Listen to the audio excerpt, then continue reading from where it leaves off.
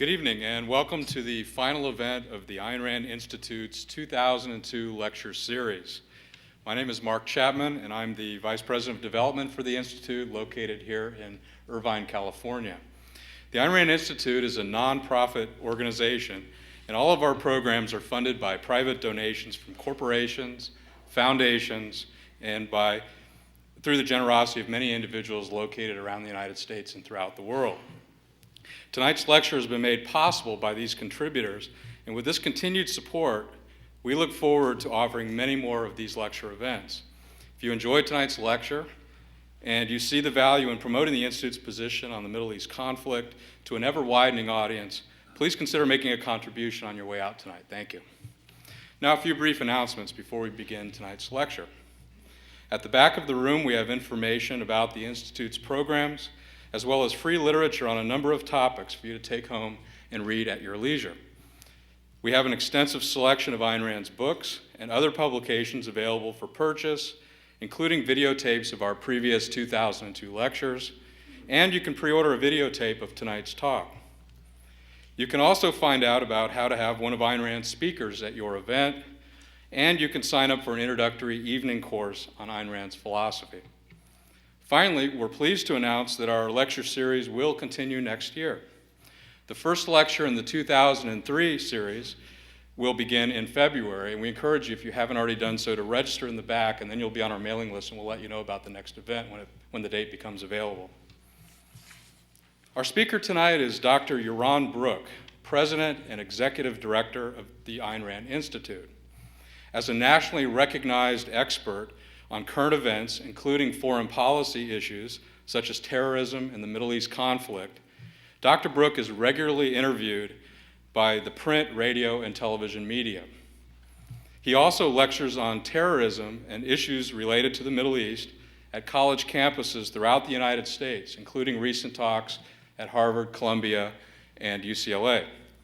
Prior to coming to the United States, Dr. Brook served in the Israeli Armed Forces, including assignments as a member of the Israeli Army Intelligence. He was also an award-winning university professor at Santa Clara University before coming to the Ayn Rand Institute in 2000. Tonight's lecture is entitled The Israeli-Palestinian Conflict: What is the Solution? We will hear from Dr. Brook on whether Israel has a moral right to exist, on what the solution is to the conflict, and on which side of the battle America should stand. At the end of the lecture, Dr. Brook will take questions from the audience, so please step up to the mic located here in the center of the room if you have a question at that time. And now, please join me in welcoming Dr. Yaron Brook.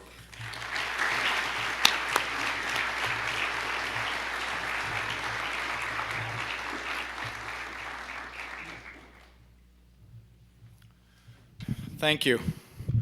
Good evening, ladies and gentlemen. Can I be heard in the back? Great. Immediately after September 11th, many Arab and American commentators began blaming the attack on America's support of Israel. Our support, they have said time and again, has caused many in the Arab world to hate us.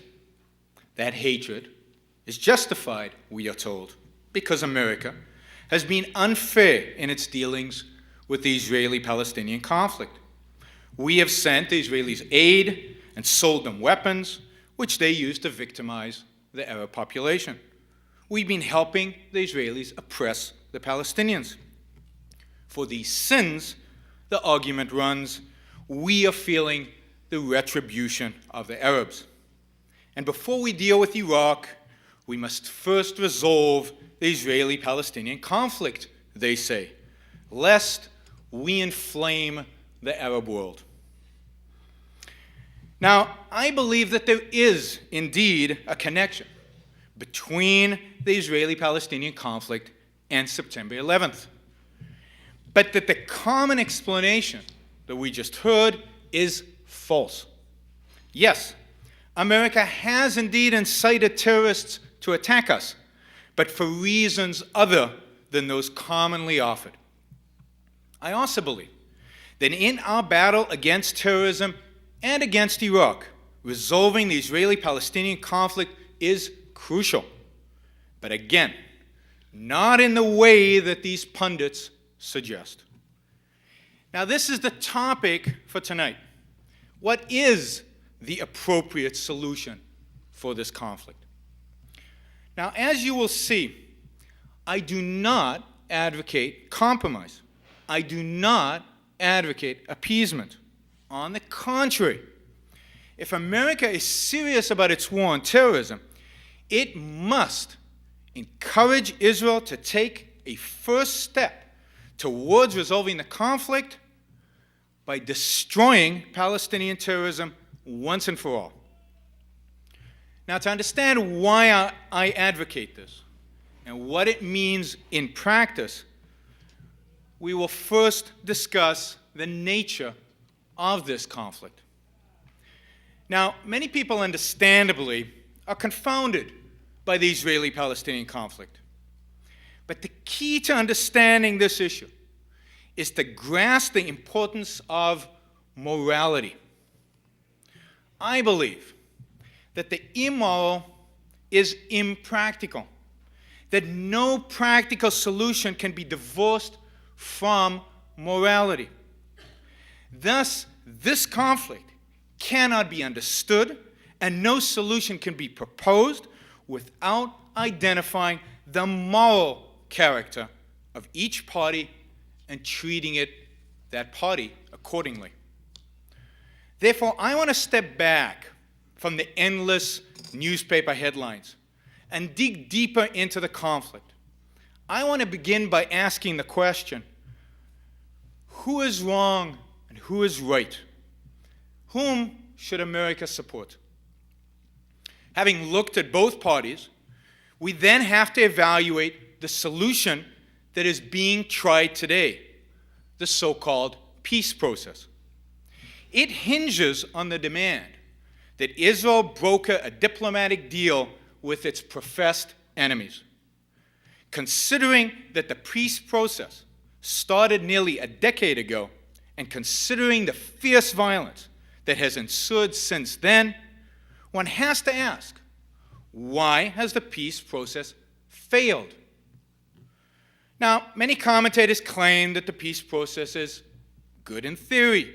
It's a noble approach, they say. But that one side or another, depending on where your sympathies happen to lie, has failed to show the requisite commitment to it. I will argue that the failure of the peace process is inevitable, and that if we continue to follow it, the conflict will only escalate. This will ultimately mean suicide for Israel and long-term suicide for America. What happens in Israel has dramatic impact on the United States, and the way we deal with it will significantly impact our own security.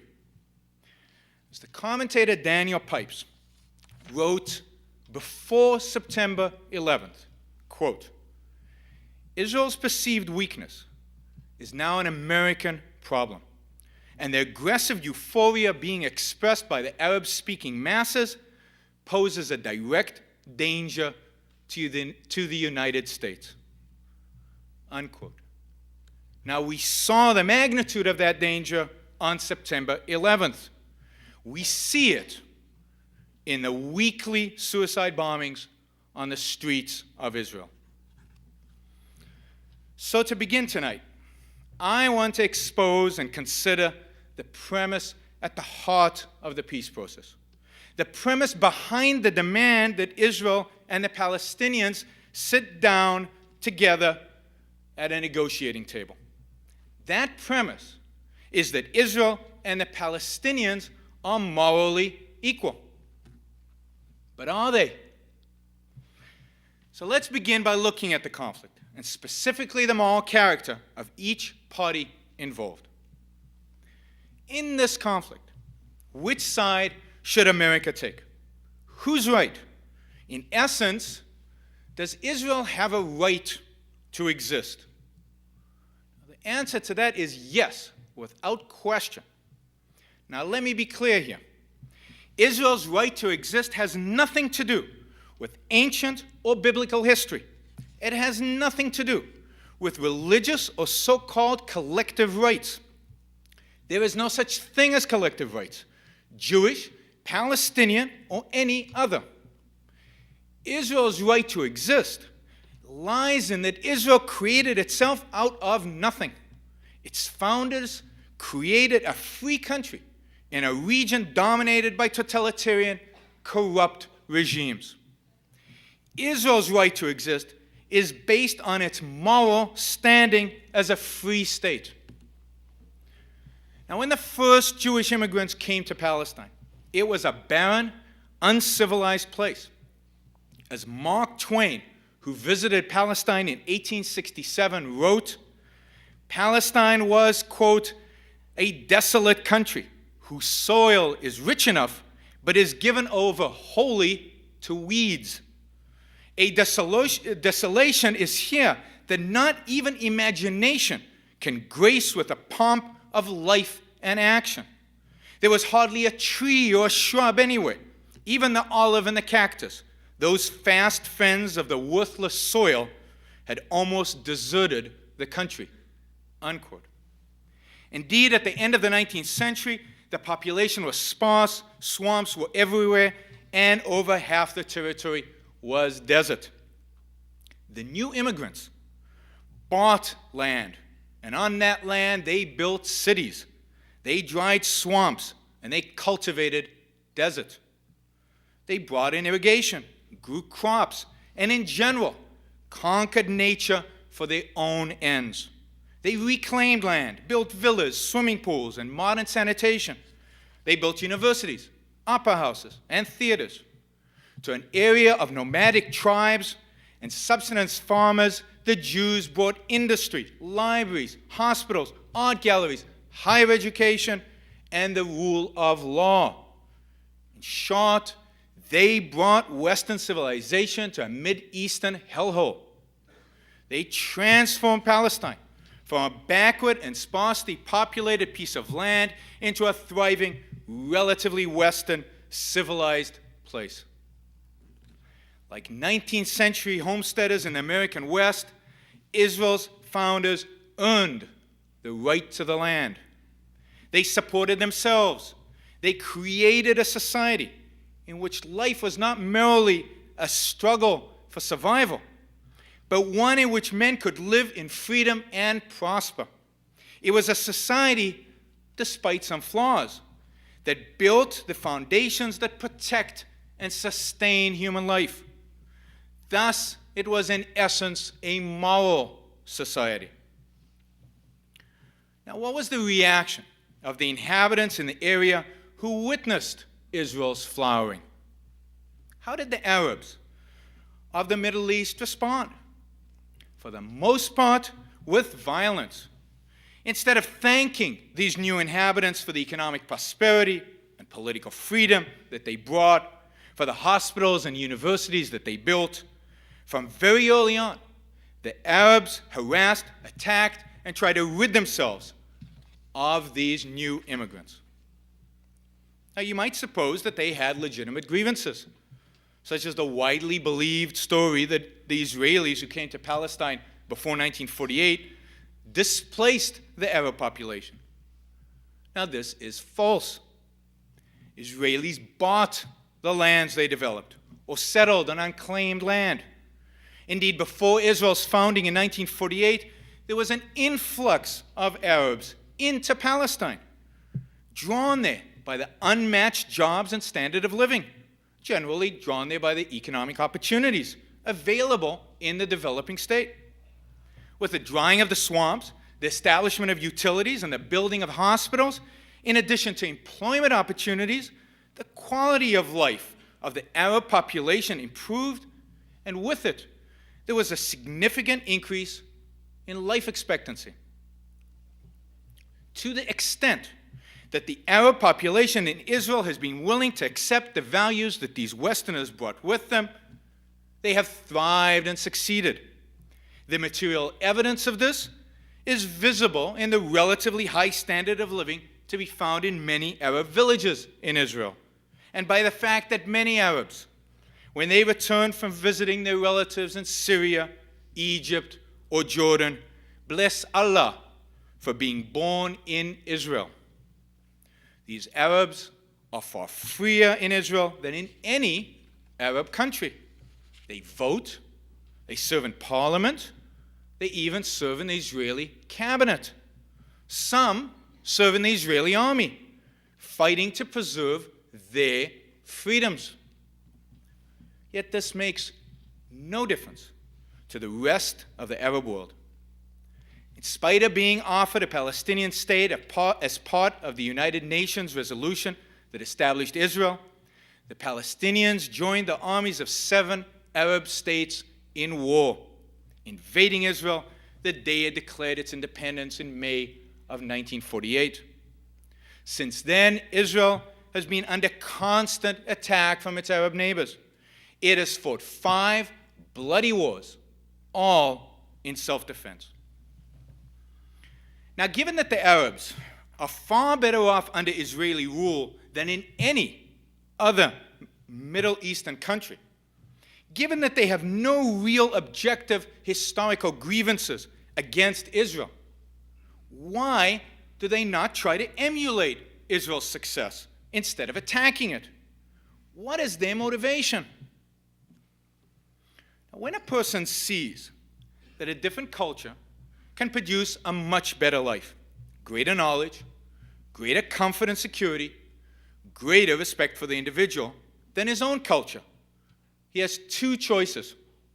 He can adopt the new culture as a blessing, or he can seek to destroy it and ultimately destroy himself. The Arabs are guilty of what Ayn Rand called hatred of the good for being the good. As she wrote in another context, quote, "They do not want to own your fortune. They want you to lose it. They do not want to succeed. They want you to fail. They do not want to live. They want you to die." Unquote. If you've ever wondered about the motivation of a suicide bomber, well, there you have it. As the commentator, Dr. Edwin Locke, writes, the Palestinians, quote, "hate the Israelis not because of their vices, but because of their virtues, their ability to better their lives by embracing reason, science, technology, and individual rights." Israel, despite its own growing crop of religious mystics, represents the triumph of secularism and freedom in the Middle East. Israel stands for the principle of progress, of life itself, unquote. This is what makes Israel a moral country. It's pro-life, pro-freedom, pro-reason, essential nature. And this is also the reason for the fierce hatred against it. Now, according to the ethics of Ayn Rand's philosophy, the philosophy of objectivism, a good man is one who lives by the guidance of reason. He lives for the sake of his own happiness, achieving his own ends by his own effort, neither sacrificing himself to others nor others to himself. A moral state is one that protects a man's right to pursue his own ends, that secures his freedom to act, and that protects his property. A country that offers this, a country that enables men, Arabs, Jews, all men, to thrive, is a moral country. Now, in essential terms, Israel is such a country and therefore has a moral right to exist. Yet many of the Arabs in Palestine and the surrounding areas, particularly the Arab leadership and the Arab intellectuals, hated these Westerners and the values that they represented. They objected, as they still do today, to the very formation of an Israeli state. Now, although the Arabs are the aggressors, they portray themselves as the victims. I say no. Regardless of its victories, Israel is in the right. It is the victim. it has always been the target of aggression. The wars it has waged and the territories it has conquered were consequences of acts of aggression against it. Consequences of Israel acting in its own self-defense. But the problem here is not merely that the Arabs claim to be the victims. It is that America, like many other countries, accepts that Israel and her aggressors are morally equal. That in this conflict, both sides have legitimacy. Now, I have argued that Israel is the moral party, that as a state that protects individual rights and freedom, it alone is entitled to invoke the right to exist. American foreign policy should reflect this fact. Now, while Israel's right to exist and its position as a moral country are valid, in the interest of objectivity, I should say that I have many reservations regarding the state of Israel. Briefly, as I mentioned, there is no collective right to a state. And as a consequence, it is a mistake for Israel to identify itself and consider itself a Jewish state. Indeed, Israel's biggest flaw is its lack of complete separation between state and religion. In addition, its socialistic policies violate the individual rights of its citizens and have driven many Israelis to leave the country and obviously held it back economically. However, these detriments by no means undercut Israel's value as a country or the morality and righteousness of their position in the Middle East. And this is especially true when compared to their neighbors. So to sum up here, Israel is the victim. It has earned the right to its land by establishing an outpost of Western civilization in a wasteland. Israel is a free country that created itself out of nothing. And from the start, the Arabs have been the aggressors. Now, given that as our context, how should we view the Palestinians? And particularly their claim that they, not the terrorized Israelis, are the victims. Well, let's consider the evidence. What can be said of their supposedly historical grievances against Israel? Despite their claim that they are the victims of a Zionist plot to strip them of their land, the Palestinians were the aggressors in the 1948 war. They turned down the offer of establishing their own state alongside Israel, a larger state, by the way, than that which they demand today for themselves. Rejecting that offer, they opted to join Israel's enemies in the goal of erasing it from the map. When the Arab armies invaded Israel in May of 1948, the Palestinians joined them. At the time, what they sought was not the establishment of a Palestinian state alongside Israel. What they sought was the destruction of Israel. As Secretary General of the Arab League, Azam Fasha made clear in 1948, quote, "The Arabs intend to conduct a war of extermination and momentous massacre, which will be spoken of like the Mongolian massacres and the Crusades," unquote. So the fact that there is no Palestinian state today is not the fault of Israel. Rather, by rejecting the offer of establishing a state in 1948 and then initiating force against the Israelis, the Arabs negated whatever rights they might have had to a state of their own.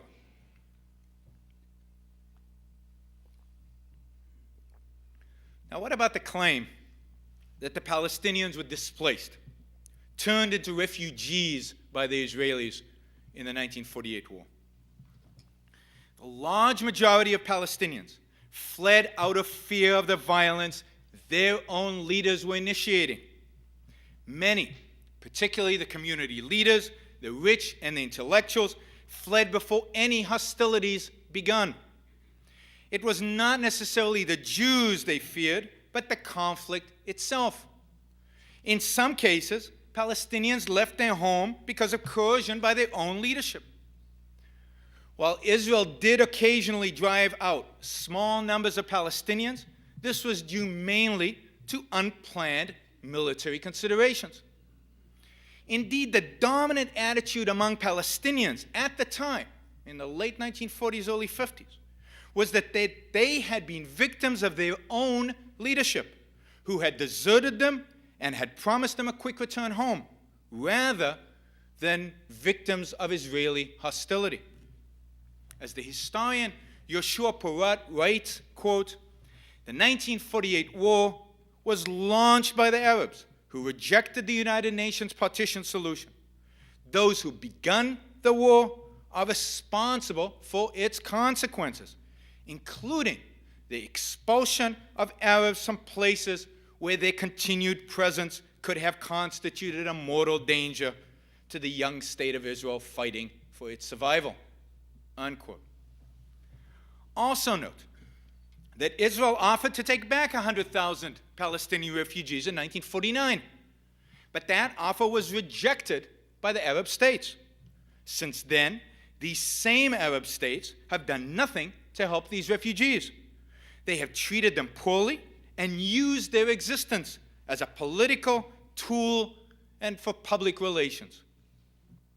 If the Palestinians had accepted the founding of two states in Palestine, or if they had not fled their homes, no refugee problem would have arisen. Indeed, the Jewish leadership based all their ensuing decisions based on the assumption that the Palestinians would remain equal citizens in the Jewish state. As David Ben-Gurion, who would go on to be Israel's first prime minister, told the leadership of his party in 1947, quote, "In our state, there will be non-Jews as well as Jews, and all of them will be equal citizens, equal in everything without exception. That is, the state will be their state as well." So by looking back at history, we see that the Arabs have been the aggressors. They have been the initiators of force. But some people argue that that was the past, and the Palestinians have suffered enough, and they have changed, and now they deserve a state. Well, let's go back to the evidence. In what way have they changed? Do they now recognize the right of Israel to exist? Have they accepted the fact that the initiation of force is not a means of negotiating? Well, absolutely not. The Palestinians have chosen the worst, most lowly form of violence to pursue their cause, indiscriminate terrorism.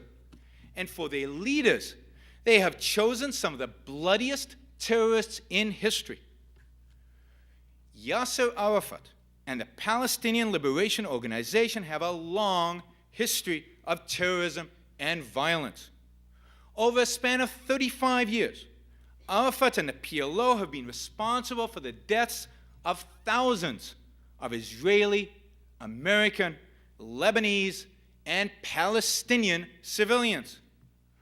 Arafat has orchestrated the kidnapping and murder of Israeli school children, the hijacking of airliners, countless car bombings, and death squad killings.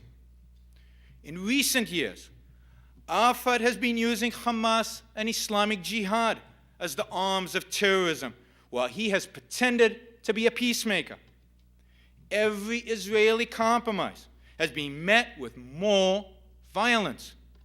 Violence used as a tool to pressure Israel to make even more concessions.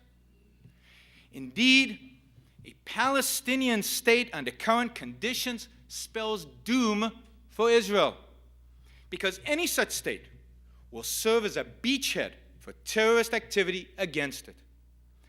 Arafat's ultimate goal is not a small Palestinian state in the West Bank and Gaza. Arafat aims at the whole of Israel. A Palestinian state is just a first step.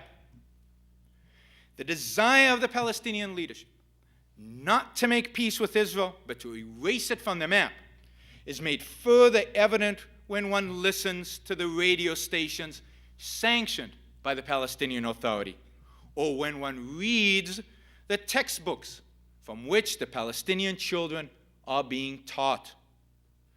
As the commentator Daniel Pipes has observed, quote, school curricula, camp activities, TV programming, and religious indoctrination all portray Israelis in a Nazi-style way as subhuman beings worthy of killing, unquote. As illustration, in a televised public sermon in June of 2001, a Palestinian religious leader declares, quote, God willing, this unjust state of Israel will be erased. This unjust state of the United States will be erased, unquote. It is well documented that the textbooks used in Palestinian schools are filled with vile anti-Semitism. They are also filled with a rejection of any legitimacy for the state of Israel, and that, to quote such a book, quote, there is no alternative to destroying Israel, unquote. Or in a 5th grade Arabic language text, quote, remember, the final and inevitable result will be the victory of the Muslims over the Jews, unquote.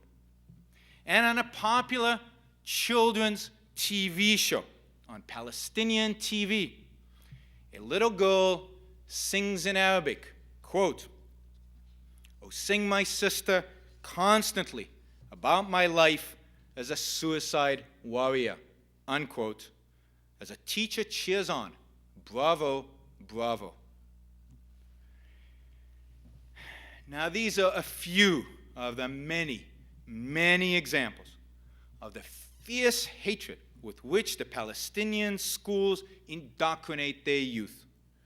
No surprise that Hamas and Islamic Jihad have an easy time finding young Palestinians willing to give up their lives to make these ideas come true.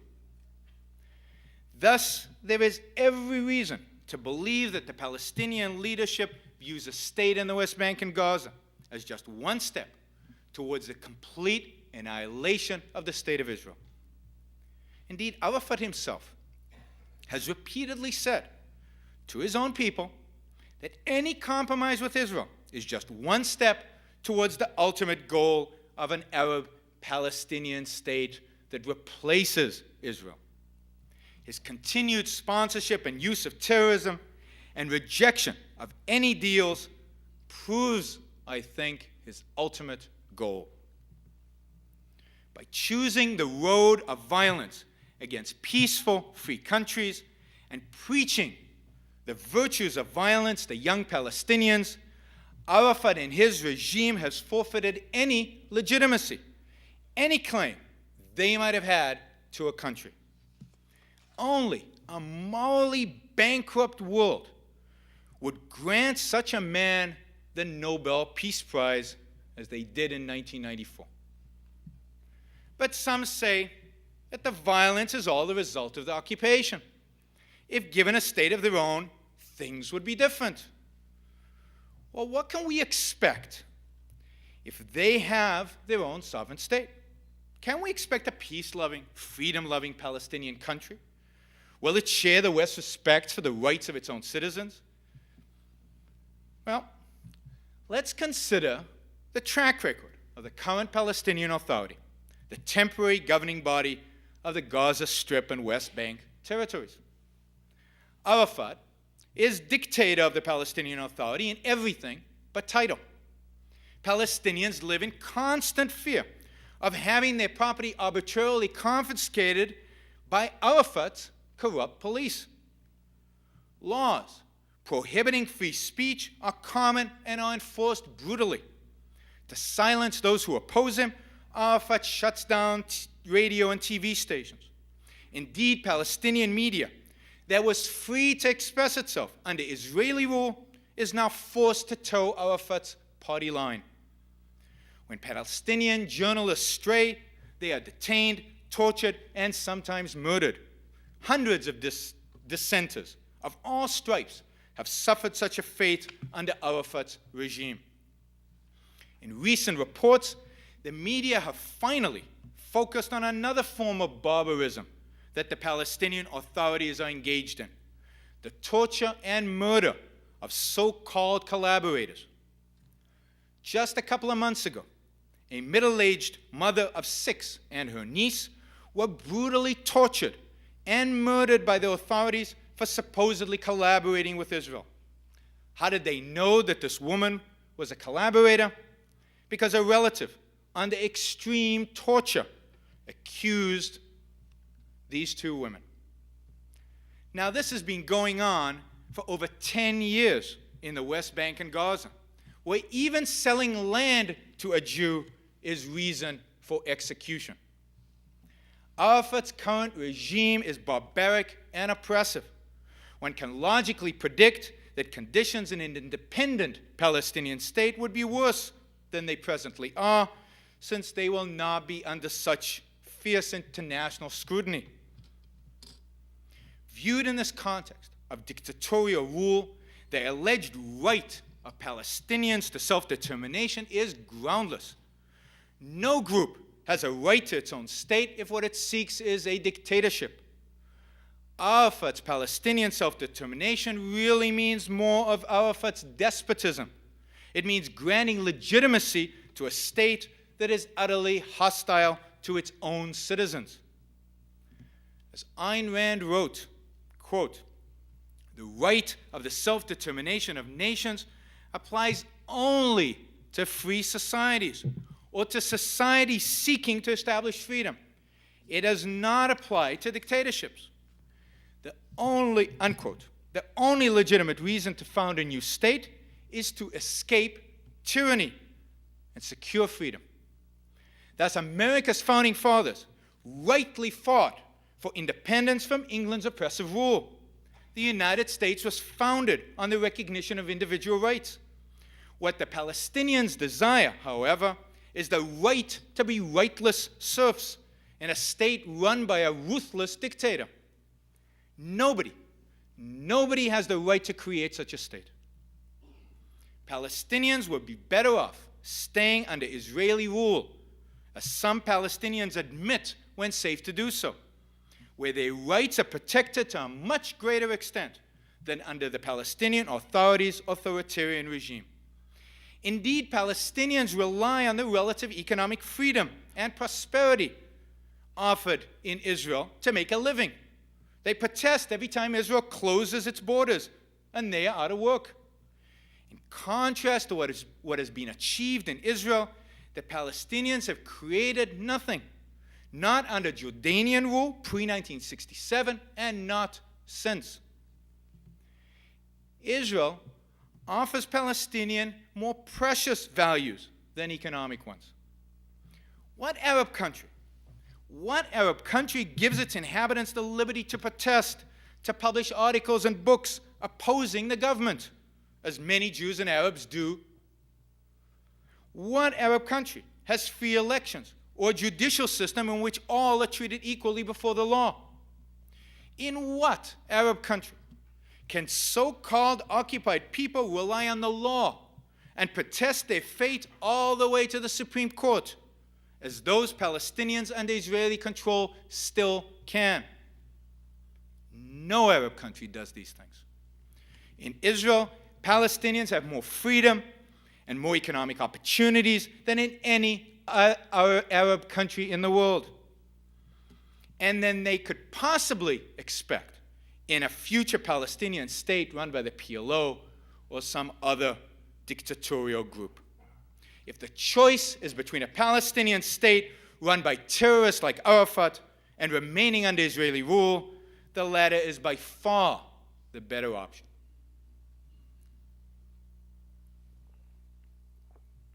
If Palestinians were serious about having their own free state, they would start by deposing and arresting Yasser Arafat for his crimes against his own people. In place of the terrorists now representing them, Palestinians would send to the negotiating table representatives who believe in and honor individual rights, leaders who plan to establish a free, civilized country where violence is abhorred and suppressed, Palestinians should treat Israel as an older and wiser neighbor from whom they have much to learn, rather than as an enemy to be destroyed. Only when Palestinians are willing to negotiate with Israel on such terms will they have earned the right to a state of their own. Of course, at that point, it's unclear that they really need one. To summarize, the Palestinians have no right to a state, since they have not created one, and when one was offered to them on a silver platter, they rejected it. They have resorted to violence against a free and civilized country repeatedly as a means of attaining their goal. They still pursue the complete destruction of Israel. A Palestinian state would be nothing but a brutal dictatorship, a horrible outcome for Palestinians and a base for terrorism against Israel and the United States. Now, we've looked at both sides of this conflict. Before asking how it should be resolved, let's turn to the solution that is now being tried. That is the so-called peace process. It should be no surprise that it has been a complete disaster. Just as the moral is practical, so the immoral is impractical. At the heart of the peace process is the destructive premise that there is a moral equivalence between Israel and its enemies. But as we have seen, Israel and the Palestinians are not moral equals. Israel is in the right. The Palestinians are the aggressors. And any compromise between good and evil means bleeding the good and feeding the evil. Although the land for peace doctrine, which is the essence of the peace process, seems to offer a mutually advantageous settlement, it is a deception. A necessary condition for peace is the cessation of Arab violence, particularly terrorism. But to attain it, Israel is supposed to surrender territories crucial to its continued existence. Territories that were won in a war instigated by the Arab countries in 1967. To attain land, however, the Arabs are supposed to concede nothing. They need only withdraw the use of force. Like any aggressor, they are in essence holding the Israelis hostage. And like any victim, Israel, by paying the ransom, gains no value that it did not already have a right to. The implication of such a so-called trade, sanctioned by both America and Israel for 30 years, implicit in this idea is that Israel is in the wrong, that it is the aggressor, and that it owes restitution to the Arabs. Now here again, we see the moral inversion of having the victim pay the aggressor. Far from securing peace, compromises only weaken Israel and embolden its enemies. When Nazi Germany was appeased in 1938 by being allowed to claim Czechoslovakia as part of the Aryan people's homeland, just an earlier version of Land for Peace, the result was to encourage Hitler to start a world war. 30 years of the Land for Peace doctrine have left Israel in an undeclared war with the Palestinians and their supporters. Since Arafat was invited back into the West Bank and Gaza in 1994, Israel has seen nothing but an intensification of violence and hatred against it. 2 years ago, Israel's prime minister was invited by President Clinton to Camp David to seek a peace with Yasser Arafat. Israel caved. It offered Arafat 97% of the land that he demanded. Arafat flatly rejected the offer, and shortly thereafter, we saw a massive Palestinian uprising that shows no sign of stopping. Since then, Israel's 6 million citizens have suffered over 12,500 terrorist attacks. They have buried more than 500 victims, a per capita death toll more than 6 times that of America on September 11th. escalation of violence is the consequence of dealing, negotiating, compromising with terrorists. It is a consequence of rewarding violence, the consequence of the peace process. Since the start of this process, Israel has appeared and acted weak. It has dealt with the Palestinians with kid gloves. It withdrew in humiliating fashion from Lebanon. It has shown ever-weakening moral assuredness in its cause. How many last opportunities has Israel given Yasser Arafat? How many times has it sworn to end Palestinian terrorism? Israel's concessions, Israel's weakness, rather than discouraging hostility, have indeed made it worse and done Israel a great harm. Now, much of this harm, much of the compromise, much of the appeasement has been at the urging of Israel's number one so-called ally, the United States. It was America that prompted Israel to begin negotiating with Arafat in 1993. And since then, it has pressured Israel to give more and more, culminating in the complete Israeli capitulation in Camp David 2 years ago. Over the last 2 years, every time Israel has acted in its self-defense against the Palestinian Authority, it is the Bush administration that keeps holding them back and forcing them to retreat. This in spite of the fact that every such retreat only emboldens the terrorists, and there's an immediate spike in the number of suicide bombings. It is outrageous that in the midst of its own war on terrorism, the U.S. is forcing Israel to negotiate and compromise with arch-terrorists. In spite of the fact that when Israel is tough, terrorism against it declines, America continues to rebuke Israel when it acts in self-defense. Note how the U.S. has pressured Israel into withdrawing from Arafat's compound twice during the last year. Or notice the scandal over Israel's assassination of Hamas terrorist leader Salah Shadida. The Palestinian Authority refused to arrest him, even though he was responsible for organizing and funding suicide murders. The scale of his evil is comparable to that of bin Laden. As Israel rightly pointed out, it was acting to protect its citizens from this wicked man. The day after the bombing, which killed Shadida and 14 others, Israel called the mission a success. President Bush, however, sharply condemned it as heavy-handed and a barrier to peace. Bush was not alone in his condemnation, echoing him with the leaders of Europe, the UK included, and the UN General Secretary. The British called it unacceptable and counterproductive. 48 hours later, Israel issued a mealy-mouthed apology for the attack. Now that, I submit, is not the face of a country certain of its own moral right to defend itself, nor is such criticism from the U.S. the action of a true ally. Now, not only is America doing an enormous injustice to Israel, but it is also committing an enormous injustice to its own citizens.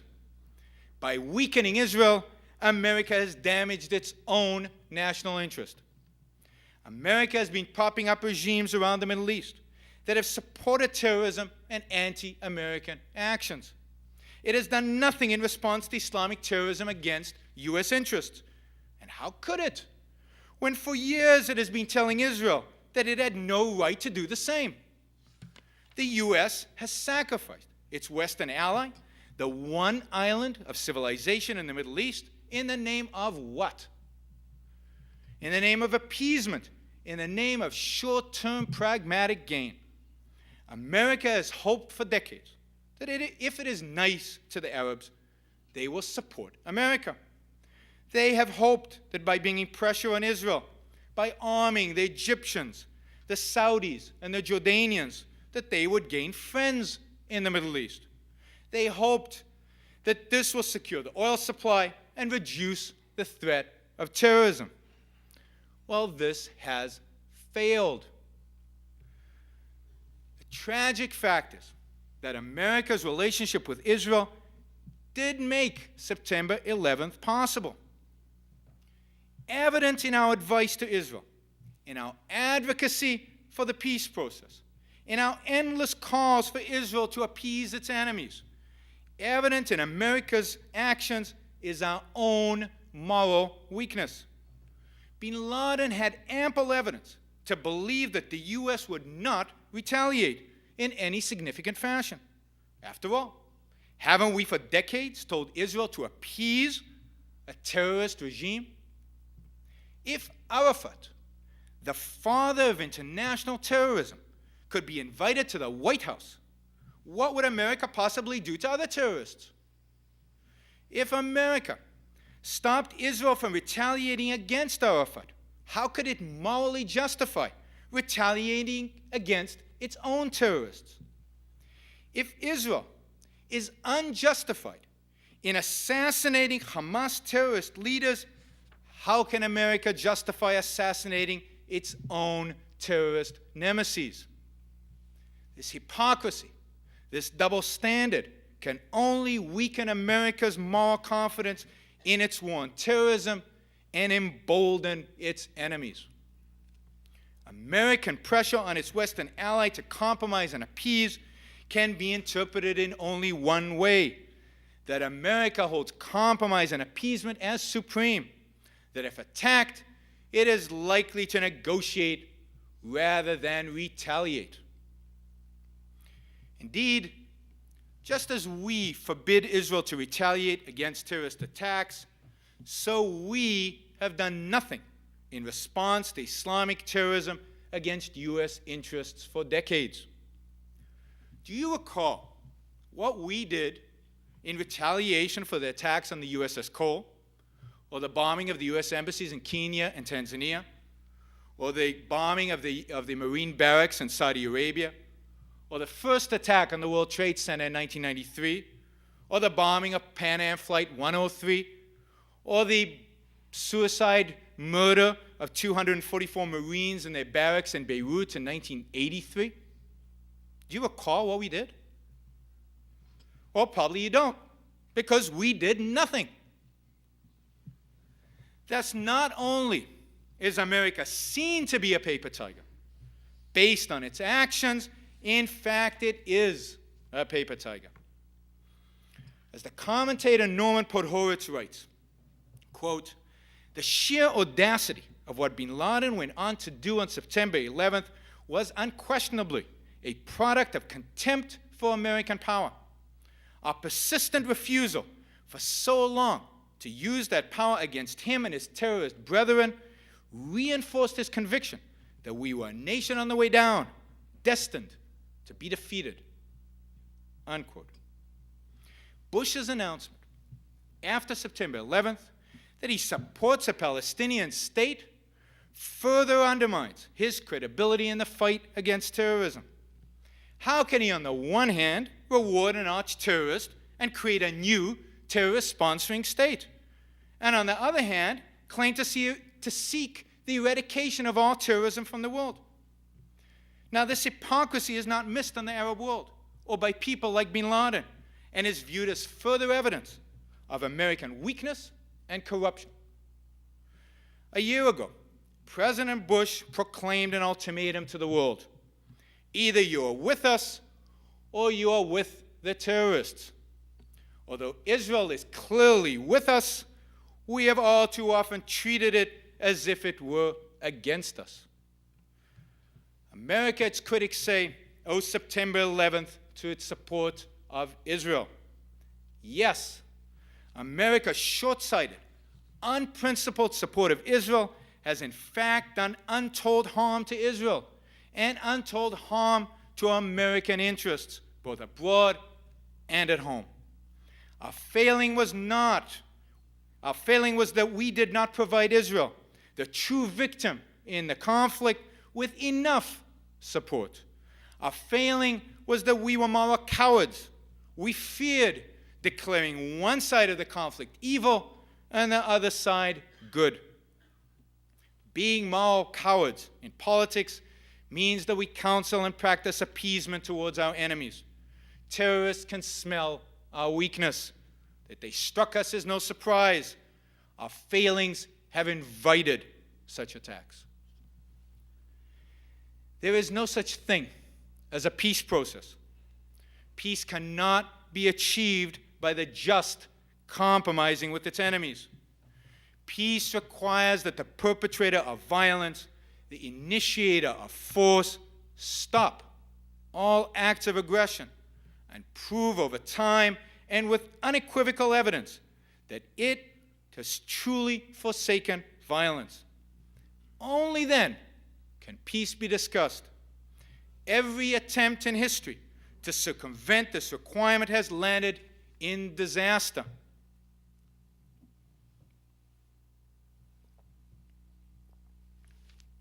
Now, I want to turn now to what I think is a principled, rational solution to the Israeli-Palestinian conflict. We've seen how by weakening Israel, by repeatedly forcing Israel to appease Arafat, we broadcast loud and clear that terrorism can bring America to its knees. And in fact, terrorism did that on September 11th. Indeed, we must recognize that our war today is the same war that Israel has been fighting for 50 years, that Israel's fate and ours are inextricably linked. The Israeli-Palestinian conflict has become a dress rehearsal for a wider global conflict. The proper approach for America and for Israel is sweeping retaliation against terrorism. Retaliation that must be principled and consistent. Retaliation that must grind to dust whoever dares threaten our lives. Retaliation that must broadcast loudly that violence does not pay, that we stand tall for our values, and that we have the courage to defend our own self-interest. To achieve that practical end, we must adopt the following principles as guides to our actions.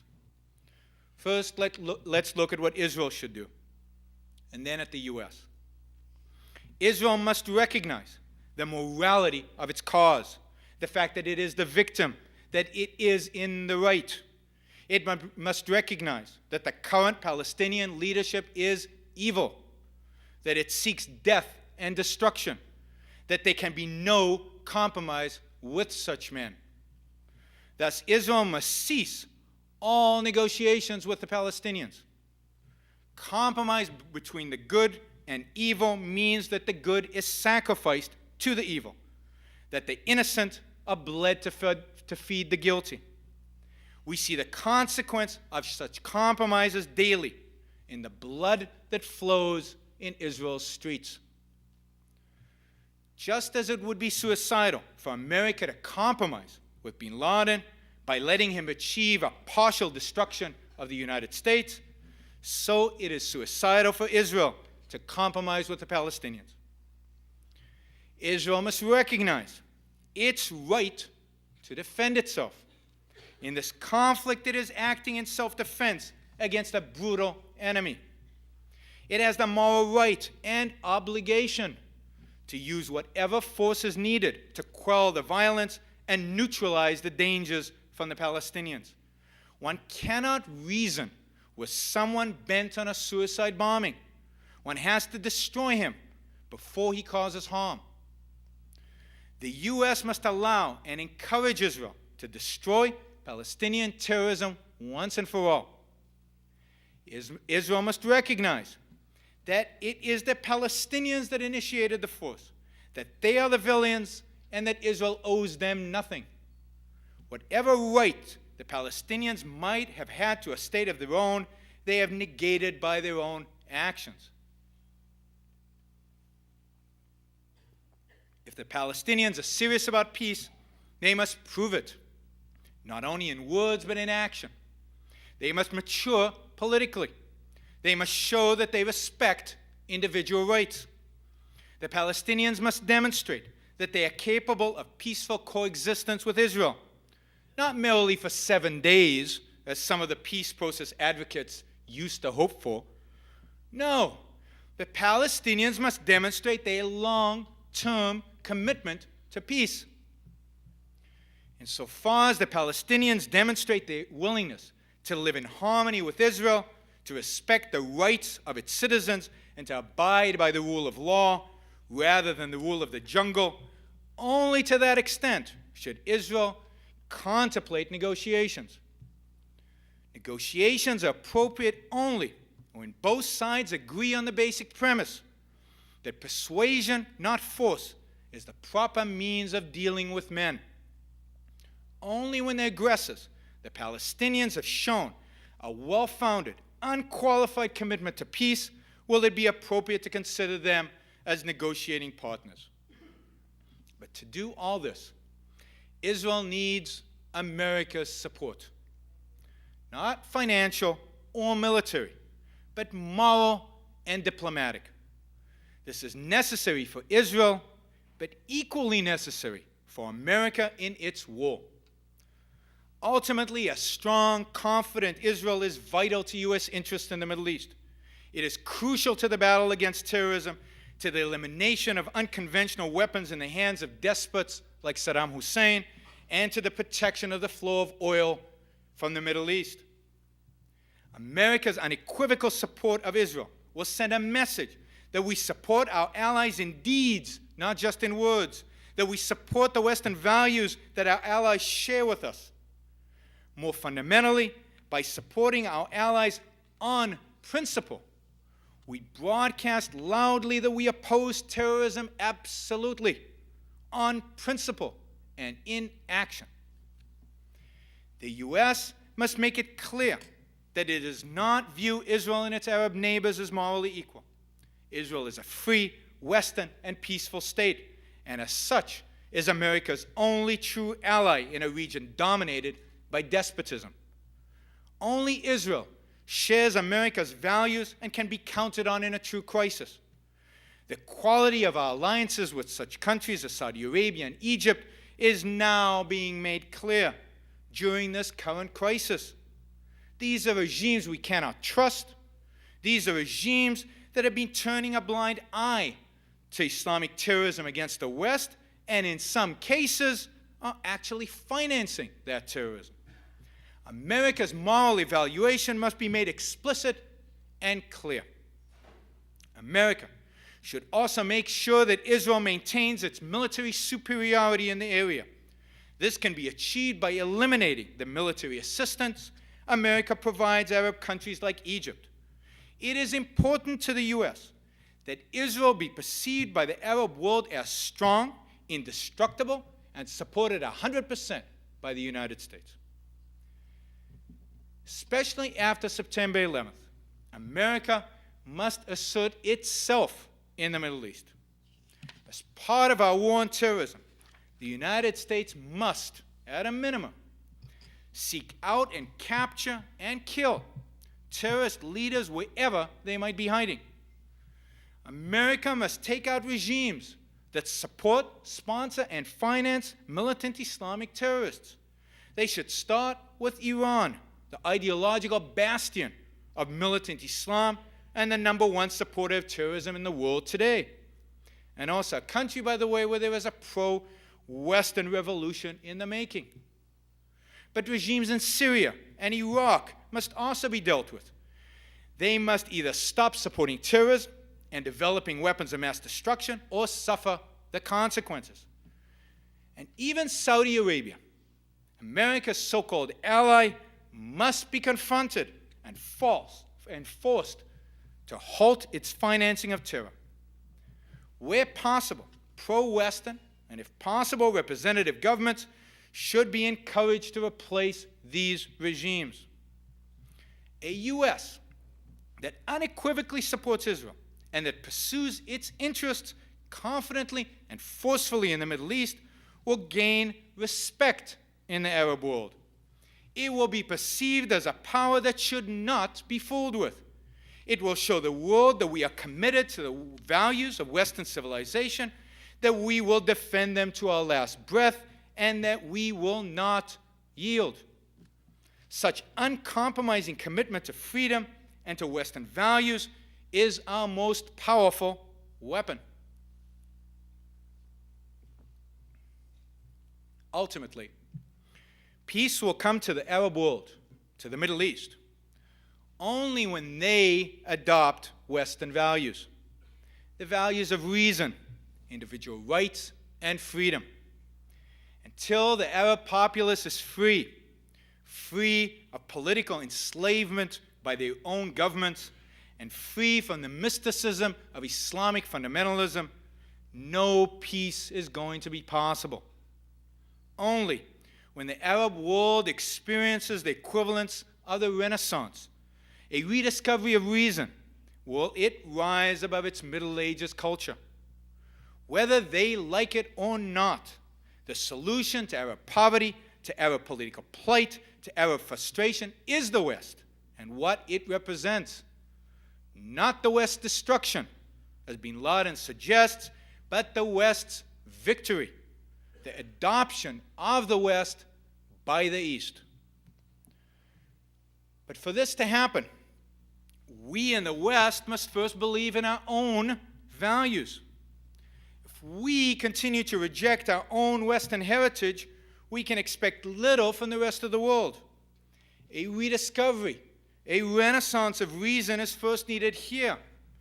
We must rediscover our values and reignite the just pride we once had in them. The future of the world depends on it. Thank you.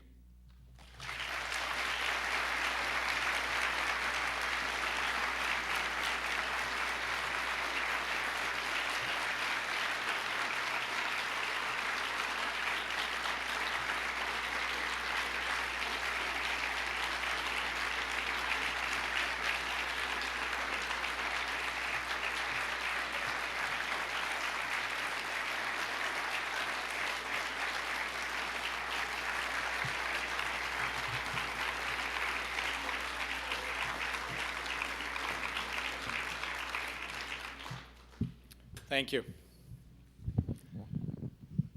I'll now take questions.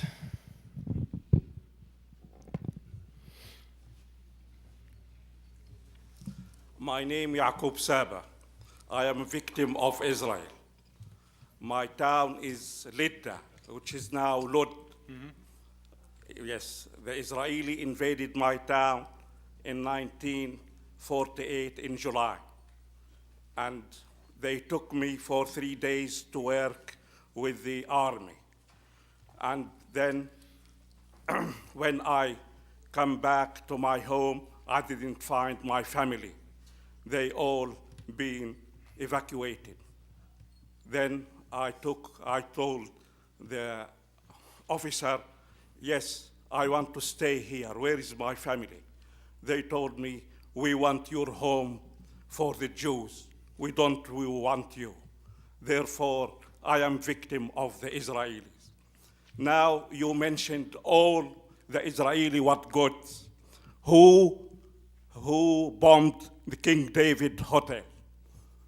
Who killed Count Bernadotte, the peacemaker? Who killed 29 worshippers in Hebron Mosque in Ramadan? Goldstein, and you called him a hero. You didn't mention these. Only you mentioned. Sure, I'd be happy to mention all of them. I want you to be truth. Absolutely. I don't want you to be one-sided. Well, but the truth is one-sided, Yes, unfortunately. yes. By July of 1948, let me finish. I let you speak. Now let me finish. 7 Arab armies had invaded Israel. Israel did not start this war. In 1947, in November of 1947, when the partition plan was announced by the UN, the Jews danced in the streets.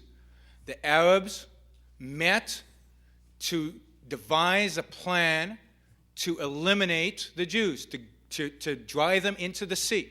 The people who started the war in 1948 are the Arabs. That is undisputable history. The people who start a war are responsible for its consequences. The people who start a war cannot later claim to be the victims because they started the war. Now, I know that not all the Arabs in Palestine wanted that war. There were many Arabs, primarily what I would call the common man, were not interested. They were friendly with the Jews. They didn't want this war, but they suffer the consequence of their leaders' actions. And when you start a war, you suffer the consequences. Now, King David Hotel. The King David Hotel was at the time the headquarters of the British occupying army in Palestine, who was not leaving. It was bombed after a phone call was made to the hotel, telling them there was a bomb in the hotel and asking them to evacuate. What else did you mention? Hebron. Goldstein, or whatever his name was, is a criminal and sits today in jail in Israel, and I wish they would execute him. No, he is not a criminal. Because he is a criminal. No, he was killed in the. That's right. He was killed. The If he hadn't people- been killed, what would have happened to him? He would have sat in Israeli jail, and if Israel had the death But sentence, he Israel- would have been killed. but- What does Yasser Arafat do to people who kill Jews? He gives them awards, and he gives their families money to compare the Israeli government that is protecting the Palestinians from some very small number of Jewish fanatics who would murder them in a mosque, which I condemn. Israel protects the Arabs from those fanatics. Yasser Arafat funds the fanatics. He helps them. He sends them on. The Palestinian Authority from 1930 to this day has been intent on massacring Jews, has been intent on violence, has been intent on destroying any Jewish settlement in Palestine. So it is unequivocal. It is unequivocal that one side is right here and one side is wrong. And yes, there are so-called innocent victims on the Palestinian side, but they are the victims. If you have a claim against somebody for the loss of your home, and Israel kicking your family out, it is against your own leadership. You should be attacking the Palestinian leadership who started this war. No, excuse me. Now I am a United States citizen. I can't go and claim my home. I can't. They don't give me my home. When you I start have a violence, factory. you forfeit the right to your own land and home. Okay, therefore you justify bombing King David because it was occupier. Therefore you don't justify the Palestinians for your occupation? No, because Israel is not occupying the Palestinians. The Palestinians started a war. Israel took over that land as an act of self-defense. There's a big difference. There's a fundamental moral difference between starting a war and being engaged in a war as an act of self-defense. And you have to get, Israel is not on the same moral status as the Palestinians. The Palestinians started it. That's it. Okay, now you didn't answer Count Bernadotte. Let somebody else ask a question. And also the assassination of Ishaq Rabin. Who assassinated him? Let me take another question. Let me just add that I'm not going to stand here and justify every act that every Jew in history has committed. Some of them are right and some of them are wrong. But to compare a few atrocities that might have happened in the hands of Jews to the hundreds and to the thousands of murders, brutal massacres and murders that the Palestinians have committed is just ridiculous.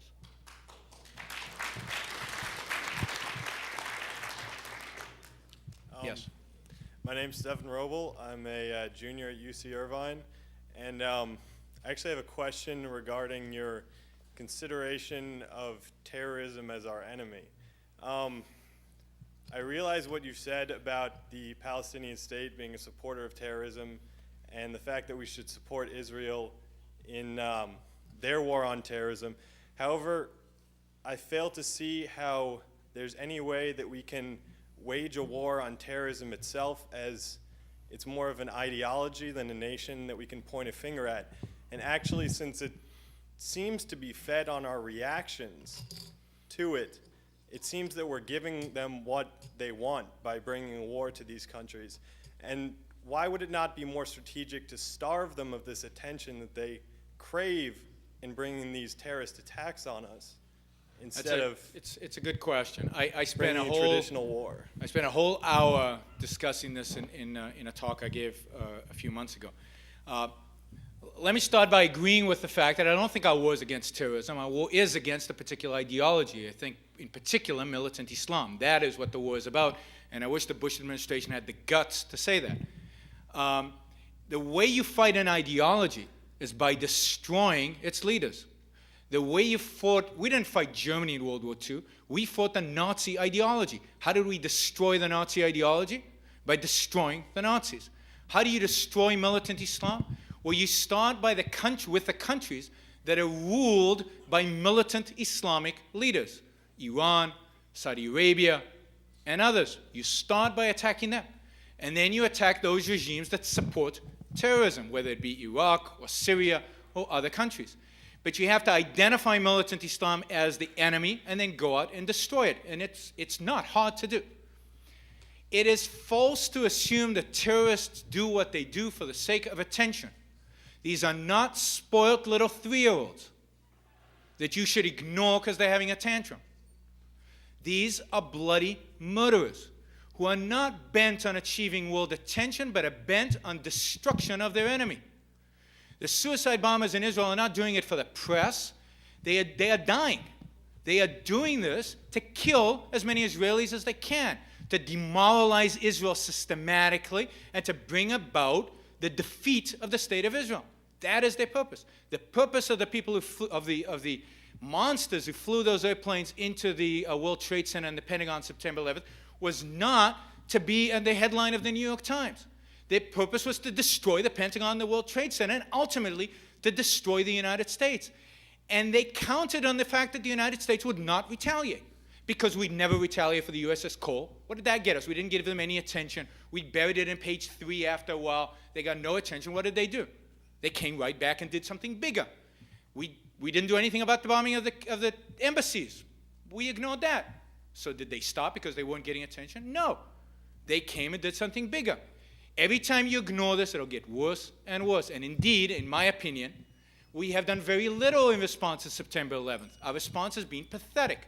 And what we are doing in response to September 11th will only encourage much larger acts of terrorism against the United States. And if we continue to ignore Islamic militant terrorism, we will be like Israel 10 years from now. We will have malls blowing up. We will have airplanes blowing up in the air randomly across the country. If that's what we want, then we should sit back and ignore them and let them have their tantrum. But these are not. These are moral monsters. These are villains. These are people that need, I'm talking about the Islamic terrorists. These are people that need to be eradicated. There's no alternative, just like the Nazis needed to be. There's no difference. Thank you. There's a line. It's not fair to the people standing in line. Thank you, Dr. Brook. Yeah. To what extent are those identifying themselves as Palestinians perhaps victims themselves or being manipulated by the various tyrannies that or tyrannical regimes of the Arab states? I'm curious of your opinion on that. Well, there's no doubt that they have been. The Palestinians who left Israel either after the 1948 war or after the 1967 war have been used as political tools, as public, as media propaganda, puppets by the Arab states, and they have been kept in adjunct poverty. If you take Lebanon, for example, they have no rights. They can't get a driver's license. They are kept in squalor and poverty in these refugee camps. The Arab world does nothing to help them. So, I feel sorry for these people. It's clear that the Arab regimes around the Middle East are the brutal party. They are the ones that are responsible for the plight of the Palestinians. They're the ones who started the war in 1948, together with some of the Palestinian leadership. And the Palestinians have been victims of their own leaders and the despots running Egypt and Jordan and Iraq and Syria and Lebanon and all these countries. To what extent, if any, is that because the tyrannical regimes want to keep the people occupied with another enemy to prevent their own overthrow? There's no doubt. Well, I don't have to prevent their overthrow, but it's a nice, convenient excuse. It's a nice, convenient excuse. Why is the Middle East in poverty? Why are Arab states unfree? Why is there so many poor people in the Arab states? Why is this the poorest part of the world other than certain portions of sub-Saharan Africa? Well, of course, because of the Israelis. There's a great scapegoat there, and that's how they use the conflict.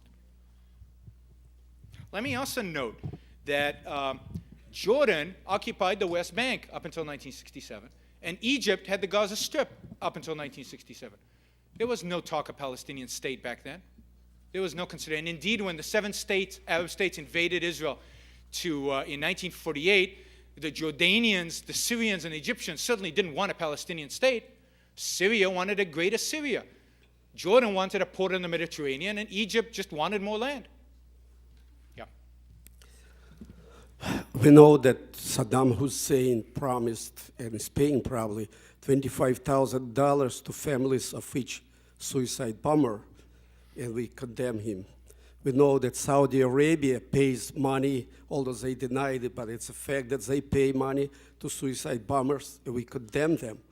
However, we know also that the European Union, with the United States, collectively, even Israel contributes, annually pay over $300 million to the Palestinians. And knowing that these are the territories controlled by the tyranny of Arafat, I assume that the majority of money would go to his surrounding pockets and to basically to support terror. And even if not to support terror, say if the money go through him, and he gives money to a poor Palestinian for food, he would be considered, the king, that they would obey and do whatever he would say. So that's, what do you think should be done for the people there who are illiterate and low educated to understand who is the hand that gives them the food, not Arafat, that this is our other people. I think the best thing that could be done for not just the illiterate, but for the common Palestinian man in the street is for Israel to reoccupy the territories. Those people had more freedom, they had more economic opportunities, they had more individual rights, including freedom of speech, freedom of press, under Israeli occupation during the 1970s and 1980s than they do today under Yasser Arafat. The standard of living was significantly higher during the 1980s than it is today. Why? Because then they could travel into Israel peacefully and work in Israel and go back home and take care of their families and take care of their kids and raise families. Today, they are being brutalized by their own leadership. And the only way for them to, I think they realize that. I think that if they could, on the side, quietly, they would tell you that they prefer the days when Israel just ruled over those territories and when Yasser Arafat was in Tunisia. So the only thing that we could right now, let me also add, with regard to the European money and America's money, the worst enemy of the West is the West. The worst enemy that Israel has are the Israelis, particularly the intellectuals that are teaching in Israeli universities. They're the most anti-Israeli people on the planet. So just like the worst anti-Americans that exist today are in American universities teaching. So it should be no surprise that America and the Europeans are funding the Palestinian and funding terrorism themselves because we don't have any values. I mean, the administration and much of the intelligentsia in this country has no values anymore. Yes. Yeah. You alluded in your talk to Israel's kind of demoralizing withdrawal from Lebanon, and I was wanting to ask you about your position in regard to the moral, was it proper morally for Israel to help the Lebanese Christians against Arafat when they attacked? Are they moral equivalents, the Lebanese Christians and the Israelis? And also, what should the Lebanese Christians do now in their self-defense? I think it turned out to be a strategic mistake for Israel to support the Lebanese Christians for various reasons. But I think it was completely moral. I think it was a moral obligation for Israel to invade Lebanon in 1982. And I think where Israel failed is by listening to the administration of Ronald Reagan in 1982, when Ronald Reagan stopped Israel from going into Beirut and catching Yasser Arafat and thousands of his terrorist brethren who were trapped, who were surrounded by Israeli troops in Beirut. If you remember, the U.S. sent troops to help escort Yasser Arafat to a UN ship that then took him to Tunisia. That was a vital strategic mistake. The whole history of the Middle East would have been different if Israel had been allowed to take out Yasser Arafat in Beirut in 1982. It was completely moral and justified for Israel to go into Lebanon because Lebanon was being used as a staging ground for terrorism against Israel on its northern border. Daily attacks from that border into Israel by Palestinian terrorists, bombing by Katyusha rockets into Israeli towns on the northern borders. Israel acted in complete self-defense by going into Lebanon. And I think staying in Lebanon was also justified because the country was in complete chaos. There was no government, and the only way Israel could protect itself was by staying there. Again, the problem was that America stopped Israel from doing what was necessary. What was necessary in 1982 was to kick the Syrians out of Lebanon, which Israel did not do because America didn't let it. It was to take out Yasser Arafat, which Israel didn't do because the Americans wouldn't let it. It was to eradicate the threat of terrorism, to eliminate the Palestinian Liberation Organization, which was then stationed in Beirut and Sidon, north of Beirut, which the Americans didn't let it. Again, the whole history of the Middle East would have been completely different if Israel would have been allowed to finish what it begun in 1982. So yes, I think it's completely legitimate. I don't want to get into the the details of the Lebanese Civil War. I will say this, that the Lebanese Civil War to a large extent was instigated by the arrival of Yasser Arafat in early 1971 to Beirut after he was kicked out by whom? Well, by King Hussein of Jordan, who had enough of him because he was instigating civil war within Jordan. So the civil war in Lebanon is the fault of the Palestinian leadership. The Lebanese, I think have a just claim against Yasser Arafat. It is tragic that they are not supporting him. I think that is what really instigated the hatred and the civil war between the Muslims and the Christians after, a long time of relative peace in that country. And you remember, people who visited Beirut in the 50s and 60s rave about this country. It was the Switzerland of the Middle East and this beautiful city. And it was a beautiful city. Thank you. The United Nations has chronically provided a political flak jacket for thug regimes and movements around the world. How do you believe the United States should address that issue in the United Nations, or that imbalance? It should start, where should it start, where should it end? It should start by asking it to leave New York. It should continue by withdrawing from the United Nations completely, stopping its support and stopping any activities in the United Nations. The idea that the United Nations, where every member has a vote, where the United States and some of the most brutal, horrific regimes in the history of man, the United States has the same vote as they do.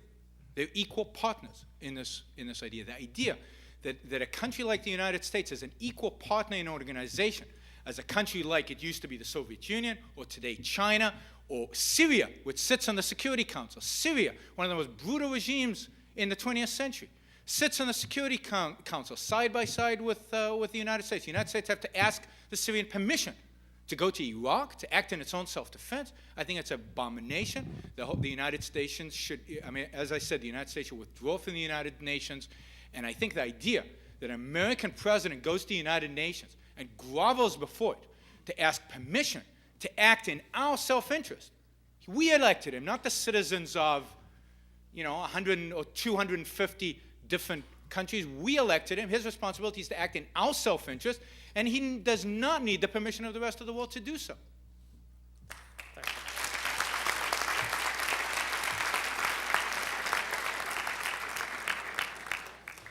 The question here is not, does Israel have the right to exist?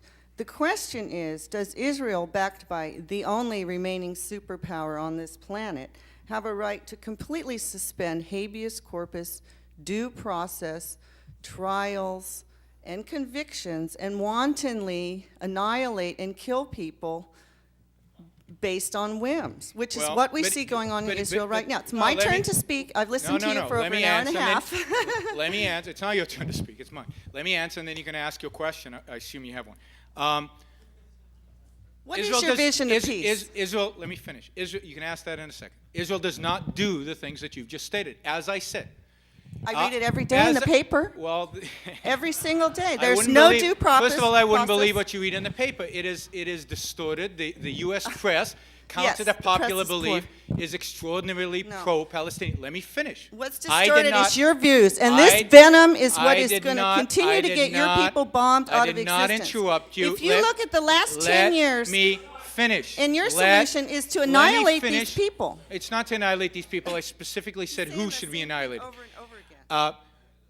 Right now, there is a trial going on in Israel. A trial in front of a court of the number one person responsible in the Palestinian Authority for terrorist activities against Israel. A trial.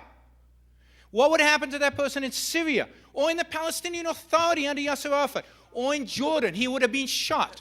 So there is no suspicion of habeas corpus. Now, there is, to the extent that somebody is a terrorist and an imminent threat, they should be executed or assassinated. Without trial, without Absolutely. due process, that's where we Absolutely. disagree. Just as the United States is now systematically assassinating Al-Qaeda leaders around the world, And which I is believe that is wrong. I know believe you that do, is an but that infringement is of human completely rights.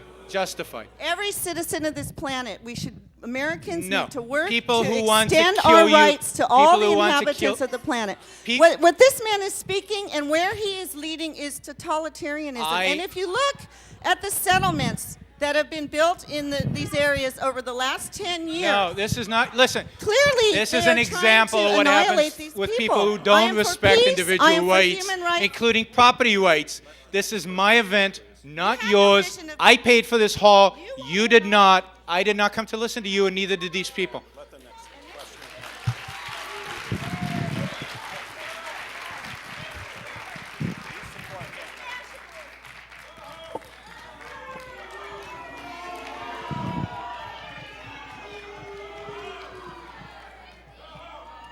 Your time is over. No, we don't need a moderator because this is not a discussion. This is not a moderated discussion. I rented this place in order to present my views. That's how it was advertised, and that's how it's going to be. I am quite happy to answer any question that you ask, but this is not a forum for you to take the stage and make speeches. Yes. Do you support any form of foreign aid from the United States to Israel? Besides just moral support, do you Do I adv- support foreign aid to foreign Israel? aid from the United States to Israel? Okay. I do not support foreign aid to anybody, any country. I do not believe that's what our tax dollars should be doing. So the answer is no. However, if we're giving money to every two-bit dictator around the world, then of course we should be giving money to the one country that actually works in our self-interest. Now again, I don't believe we should be giving money to anybody. Foreign aid, I think, is an immoral idea. I don't think our tax money, that's how it should be used. It is not, the government has no right to do that with our money. Yes. You mentioned in your lecture the moral equivalence. Yes. Yes. And democracy and Western value, right?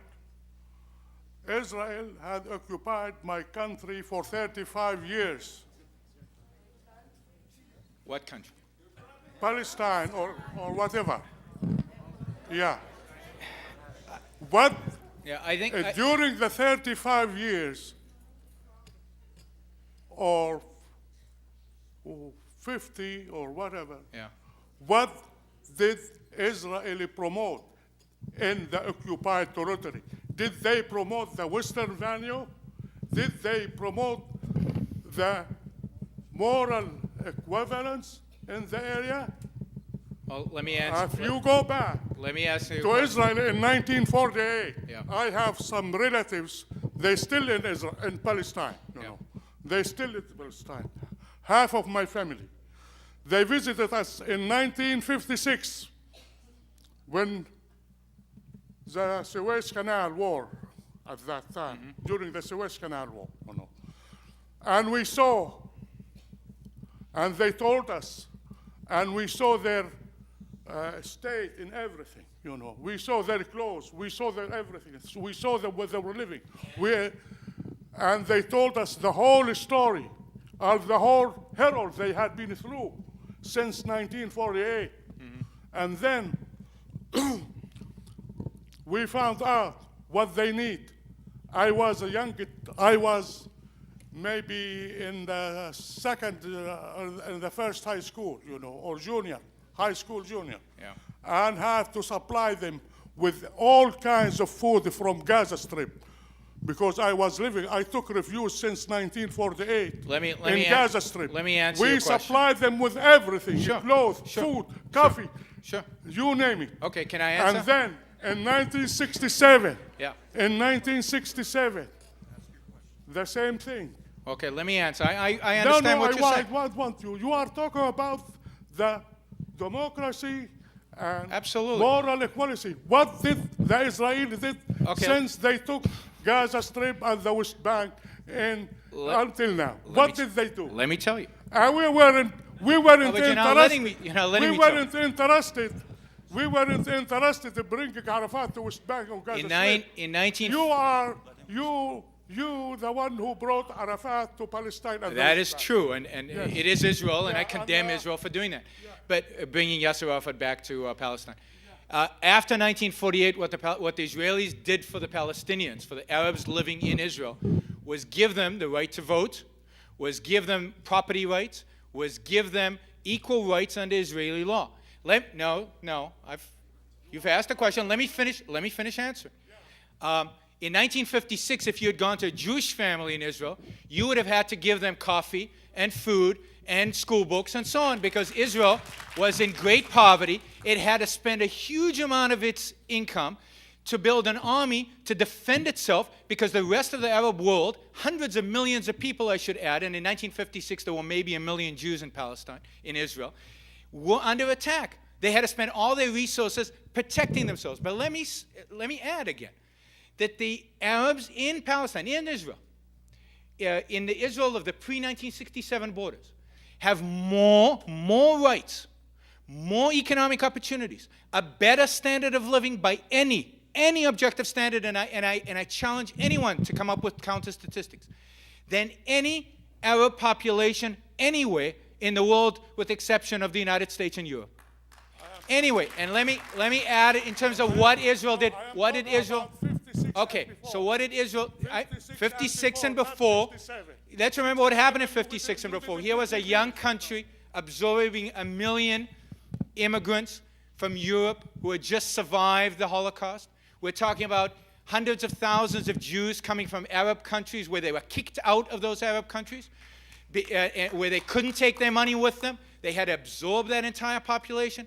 We're talking about a country that had to face all these enemies surrounding it. If the Arab population, which again initiated the force against Israel in 48, if that population suffered from poverty during that time, while they were still voting, while they still had all those property rights, then that's unfortunate. But so did the Jewish population. As for the Gaza Strip and the West Bank, Israel did try to instill Western values in those regions. Indeed, they never did. Well, indeed, during the 1970s and 1980s, there was complete freedom of the press on the West Bank and the Gaza Strip. You can go to the library and pull out newspapers from the West Bank that criticize Israel harshly.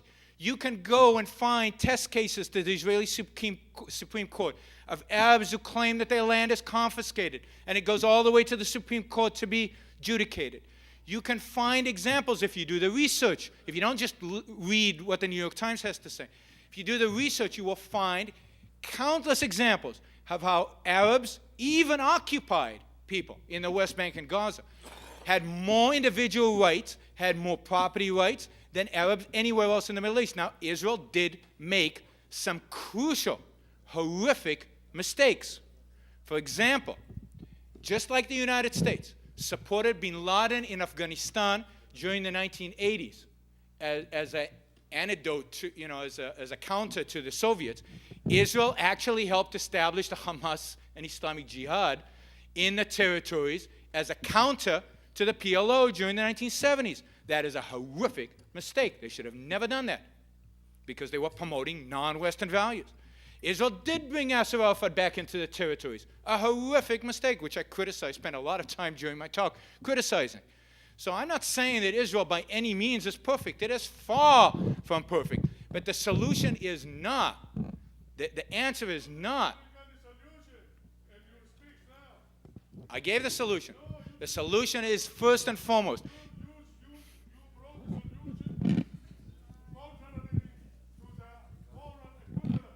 That's right. The solution is not to, but you have to be moral equally to get the moral equivalence. Okay, there's somebody else. There is black and white. Somebody else has a question. Oh, okay. You've described very clearly and starkly the contrast between how the Palestinians were living under Israel and under the PA.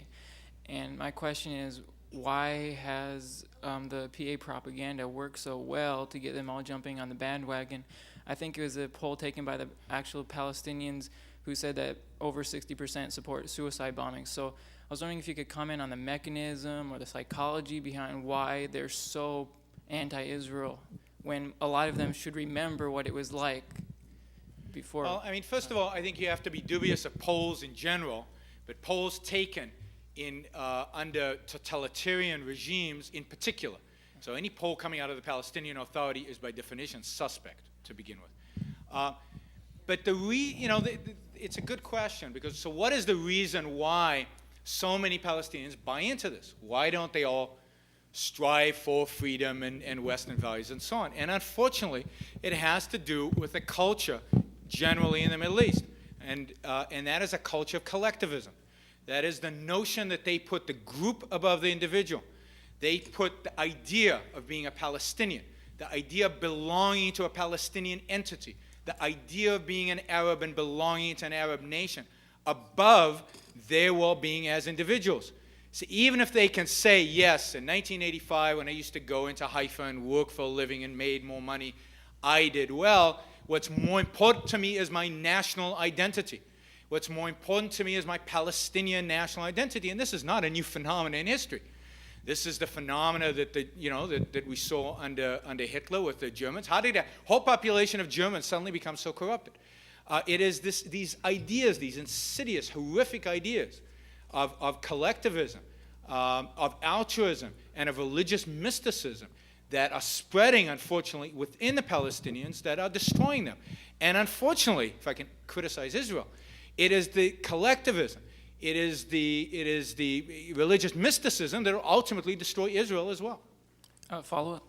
Yeah. So if Israel completely reoccupies all the territories, how do you think they would crack this group mentality? Oh, that's a good question, and it's it's beyond the realm of philosophy to give the exact details of what should happen, but I'll tell you anyway. I do think Israel needs to reoccupy the territories. I think once it reoccupies the territories, it needs to systematically go after the terrorists and assassinate them, arrest them, do whatever it takes to eradicate terrorism, to eradicate violence from those areas, whatever it takes. I think once it has done that, once it has shown a moral commitment to doing that, then terrorism will disappear. You will get a period of quiet in that area, a period of quiet where people have the opportunity again to go back to Israel, to get a job, to better their lives, to raise their children, to raise their family. I also think that during this period of quiet, Israel needs to go in and replace the school text from which the Palestinians are studying. I think that what's going on right now is mass brainwashing. En masse, so they need to re-educate that population. This is not going to happen quickly. This is a long process. But I do not reject out of hand the idea that one day, I don't know whose lifetime it will be, but one day, the Palestinians will have proven that they are peace-loving, individual rights-loving, that they want their own free country. And that at that point, I think there are two solutions. One solution is to negotiate and give them their own state. I don't think that is a bad thing necessarily. The other solution is to incorporate them completely as full Israeli citizens into Israel, at the point where they really accept individual rights. As I said in my talk, I don't believe that Israel long-term should be a Jewish state. It needs to be a free state, a state that represents individual rights, a state that represents the rights of every individual living in it. And if the Arabs and the Jews are living there and they all share these Western values, then who cares if you're an Arab or a Jew or an atheist or Christian or anything else? So that is my long-term solution, either two states, peaceful, Western. And by the way, with regard to settlements, because the lady before, who was, as she was leaving, screamed something about settlements. Let me say that one of the signs when the Palestinians are truly ready for peace, for negotiations, is the day when they ask the Israelis to keep the settlements where they are and to add to them. The day when the Palestinians say, you know what, when we have our own Palestinian state, we want lots of Jews to come in, because they bring jobs and they bring economic opportunities, and we don't care whether you're a Jew or Palestinian or an Arab. We just want to have a free country in which everybody is treated as an individual. So the day when the Palestinians say, not only don't we care about the settlements, we want more of them, that is the day they are ready for peace.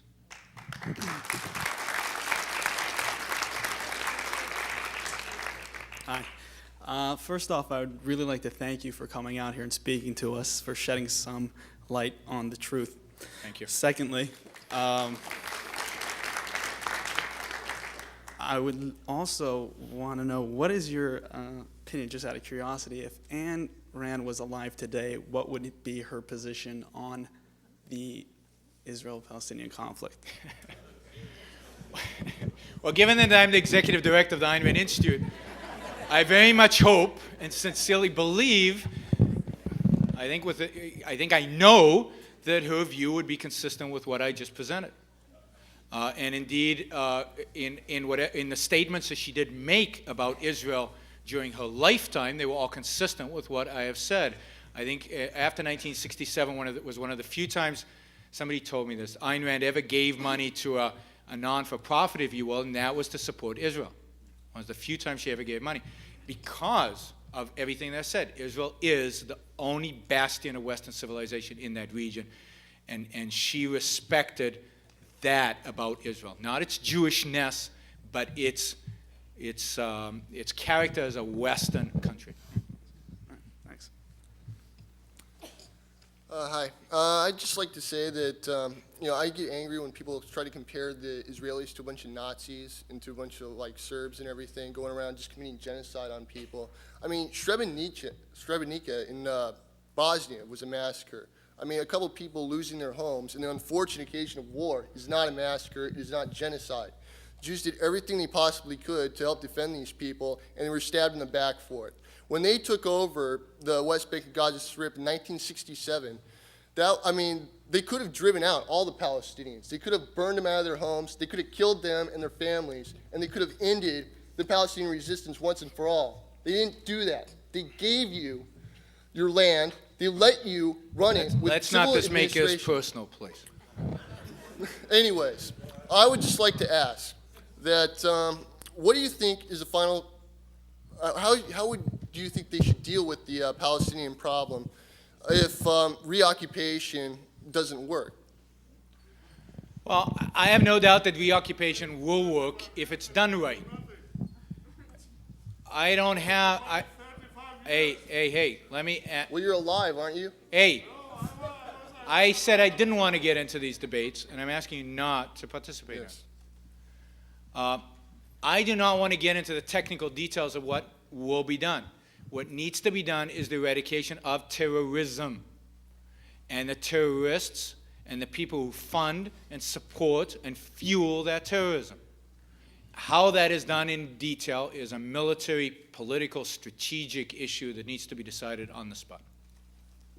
It's not for a philosophical organization to elaborate on. May I have a follow-up question? Sure. Real quick? Some Israeli generals have brought up the plan of forced transfer to the Palestinian population. What would you think about that? I think that people who have expressed who are either violent themselves or support and have expressed a willingness to be violent, I think that is a justified response to those people.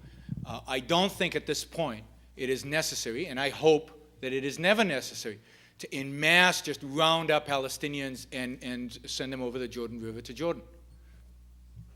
But if you catch a cell of young recruits to the Hamas and Islamic Jihad, then that is one option that Israel has, All right, among thank many. you. Hi. First, I want to say that I believe in the right of Israel to exist, but I also believe in the right of Palestinians to exist. I have visited Israel in the last 15 years twice, and I have witnessed a lot of mistreatment and a lot of oppression against the Palestinians. I came here because I said that I will listen to a different solution. But what is going on now, if it continues, it's gonna increase the hate against Israel, and there will be more war. Every night before I go to sleep, I pray to God that one day I woke up and I listened to a right solution between Israel and Palestinians.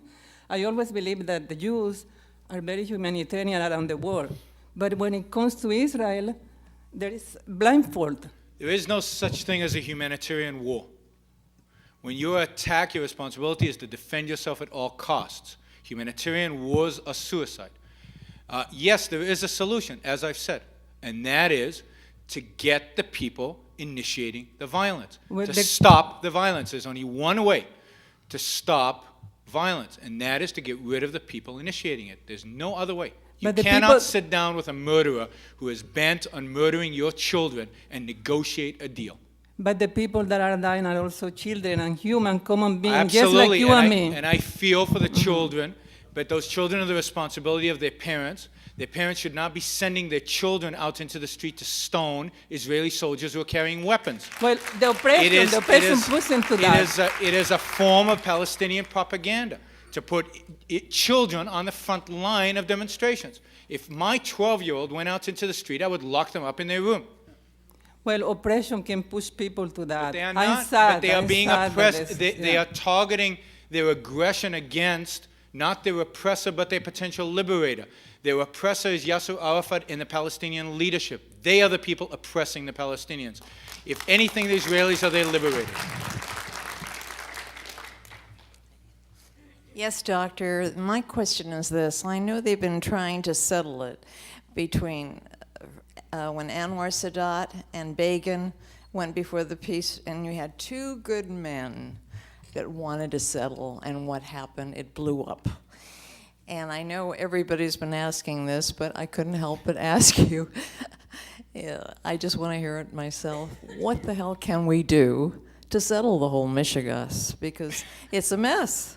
It's a mess. Well, I mean, he's talking. I'll just say this, and I want to listen.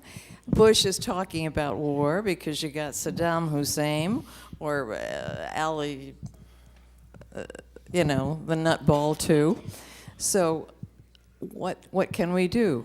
I wish I had a magic bullet, but reality doesn't work that way, and wishes are meaningless. The fact is, in reality, that the only solution is more violence. There is no other solution. Now, if the Palestinians had an Anwar Sadat, and if the Palestinians wouldn't kill Anwar Sadat 2 years after he signed the peace deal, and if, then a lot of things would be different, but those things don't exist. They don't exist. It's not the Israelis who killed Anwar Sadat. It's the Egyptians who killed Anwar Sadat. So what is needed now is more violence, what is needed is Israel to assert itself, I think. I mean, you hear about all this Israeli brutality and everything. Israel is treating the Palestinians with kid gloves. And every day that it holds back, every day that it doesn't do what is necessary, means more Israelis will die ultimately, and it means more Palestinians will die ultimately. The quicker we get this over with, the less blood will ultimately be spilled on both sides. That is also true of America's war on militant Islam. The longer we wait with this to do what is necessary to combat militant Islam, the more Americans are going to die, and the more Muslims are going to die. Nobody benefits when evil is let loose and let free and gets a free reign around the world. Nobody benefits from that. I know. And do you feel that President Bush is going after them slowly but surely? No. I think Bush is doing Not a enough? pathetic job. Yeah. I just read, I think yesterday or the day before in the Washington Times, a story that just, I was so angry. It was quoting soldiers in Afghanistan right now, commanders of special forces and Marine units in Afghanistan, saying that they have a number of times located Mullah Omar. You remember Mullah Omar? Nobody talks about him anymore. One of the guys we were supposed to get. They have located Mullah Omar. They had ambushes ready to go, and the people higher up stopped them. They said it was too risky, that we might have body bags. They said that faulty intelligence, we don't want to risk maybe harming some civilians. They said that they know of concentrations of Taliban and Al-Qaeda in eastern Afghanistan, and they are prohibited from going after them by American higher command. I also read in a Newsweek article not long ago that U.S. soldiers can stand on the Afghan border with Pakistan and see the Al-Qaeda training camps in Pakistan. They can see them, but they are not allowed to cross the border and take those camps out. We have conducted one of the most pathetic wars in history, and we will suffer the consequences. It is American civilians, it is American citizens that will suffer the consequences, and of course, my heart goes out to the soldiers, because they're the ones suffering right now. They're not being allowed to do their job, and as a consequence, their life is put at risk needlessly. And they're doing their job protecting our rights. And what's stopping them is this administration. This administration is supposed to be tough. These are supposed to be the real tough guys, Cheney and all those guys. So the ultimate end. The ultimate end is not good. The ultimate end for Israel is, if they continue like this, is suicide, is to be wiped out, and the ultimate end for the United States is to be like Israel, where we cannot go to the mall without looking around suspiciously whether the mall is going to blow up or not. That is what will happen if we don't act. Oh, wow. Thank you very much. It's the sad truth. This is a comment and a question. I agree with many of the things you said, but the title of your talk is the Israeli-Palestinian conflict. But I mean, if this talk took place 35 years ago, it was then called the Israeli-Arab conflict. And I really think we are still dealing with the Israeli-Arab conflict. The point is that in your solution, if Israel reoccupies all of the West Bank and the Gaza Strip, and they go house to house to get rid of the terrorists are getting their ammunition from Iran, from Iraq, and from Syria.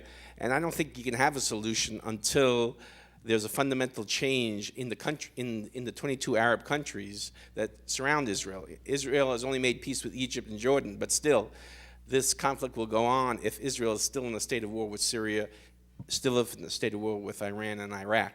And even now, during the last 20 years, it's not just the 22 Arab countries, but as you mentioned, Israel will have a conflict just as America has now with Islamic fundamentalism, which goes beyond the 22 Arab countries. I think you're absolutely right. I mean, there's no question that the ultimate solution, long-term, has to involve what I said, the paragraph before last in my speech, and that is that the Western values have to come to dominate the Middle East, and until they do, there will be war in that region nonstop. There's no question about that. However, Israel can create a partial solution, just like it had relative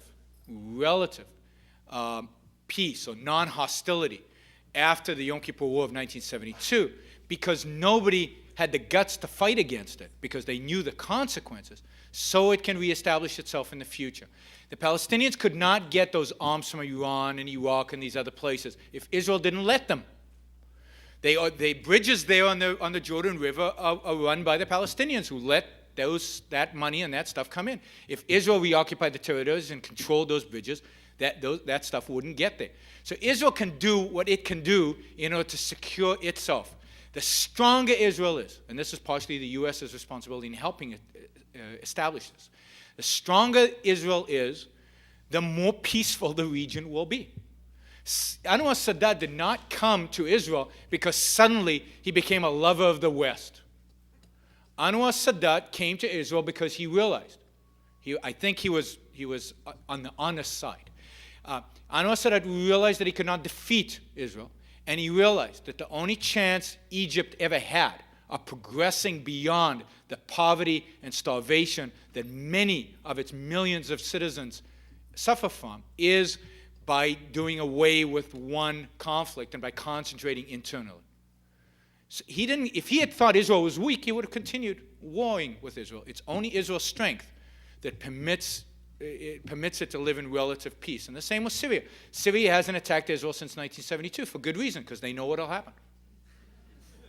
And that's the best that Israel can hope for, is to make it clear to the Arab countries, to make it clear to the terrorists, the consequences of attacking it. And I wish the United States would do that. I'd just like to know whether or not you would support, and you said you don't support foreign aid of any sort.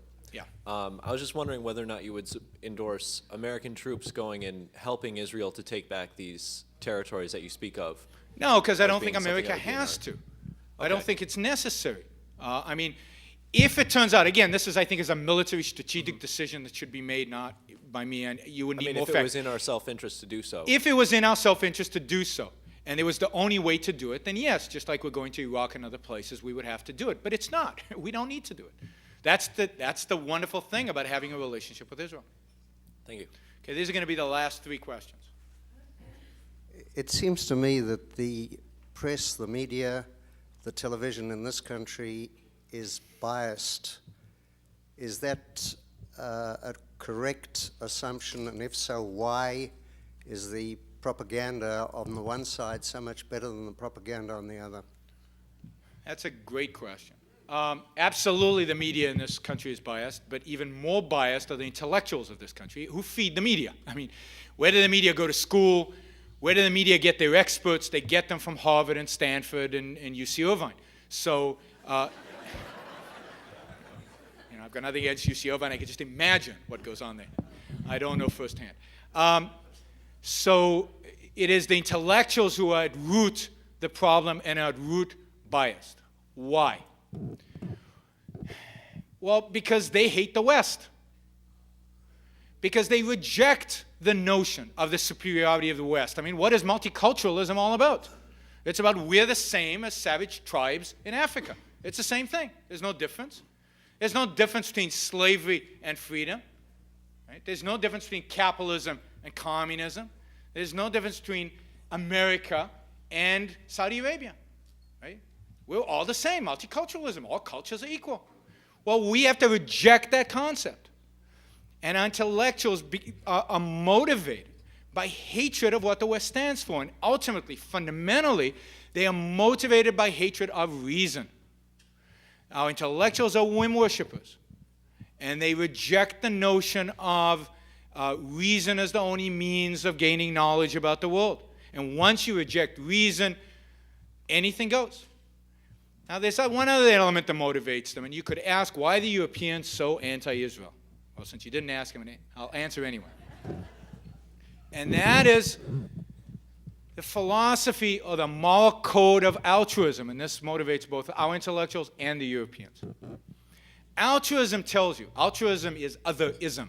It is the morality of self-sacrifice. It is the morality of putting others' concerns above one's own. The standard of the good is other people, not your own well-being.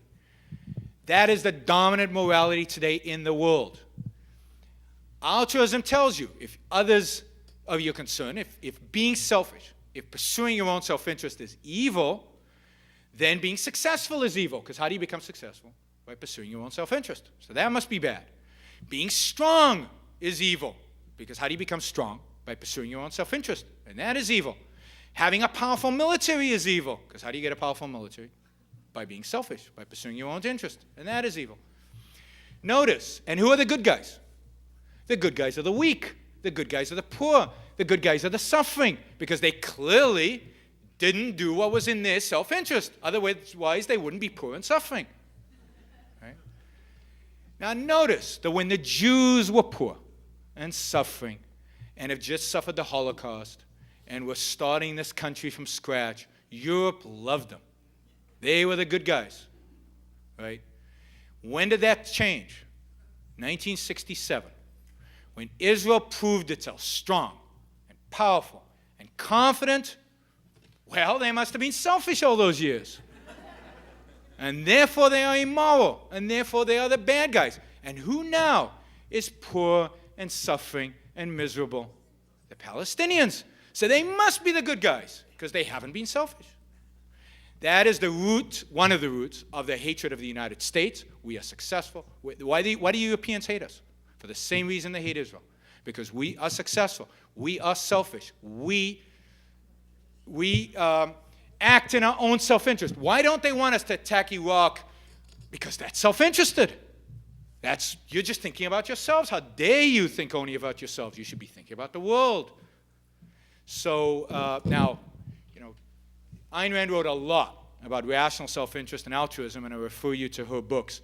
But to understand the state of the world, to understand Europe, to understand the United States, to understand white people hate us, you have to understand the viciousness of the morality of altruism. Yes? I have a simple question. If you look at the background, I mean, after all, I don't think there's a country in the world like Israel that gave up so much. Number one, Barak practically gave them the whole state of Palestine. Number two, Arik Sharon proved the whole world who Arafat is. Time is working against us. What's your opinion about separation with a good PR, not right away, not transfer, but tell them, look, we tried everything we can. And I really feel bad for people like him. I was born practically in an Arab village in Israel. We got along with them. We never trusted them, but we got along with them. But it's the truth, unfortunately. That's a different mentality. And I feel bad for the majority, but the minority, which is the leadership, they're suffering because of them. That's why you lost your home. But my question is, if we do PR, a good PR, and tell them, look, we tried everything. We don't have any other way but separation, and not just a war. This is your state. In my opinion, it's Jordan. And if you don't move in the next half a year, and we'll compensate you and everything, we'll have to do it ourselves.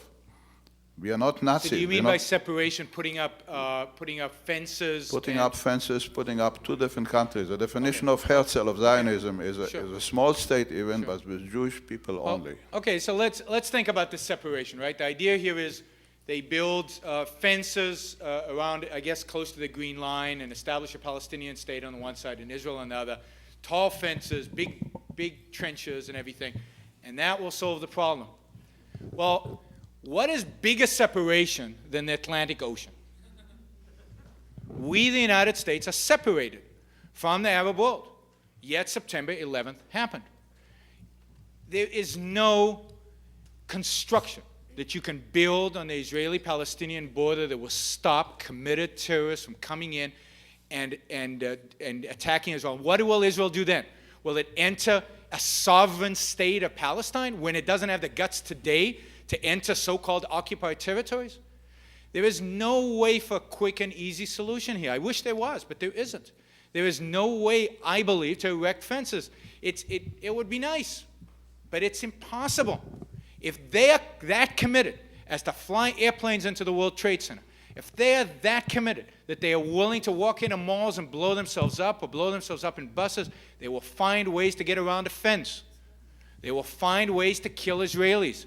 Let's also remember that Arafat and his regime's goal is not a small Palestinian state. Their goal is to destroy Israel, and they will not rest until they succeed. So, unfortunately, I don't think there is a solution that way. Let me just address the previous question asked about PR. And let me say that the Palestinian PR is much better than the Israeli PR. And the reason is that the Palestinians really believe that they're right.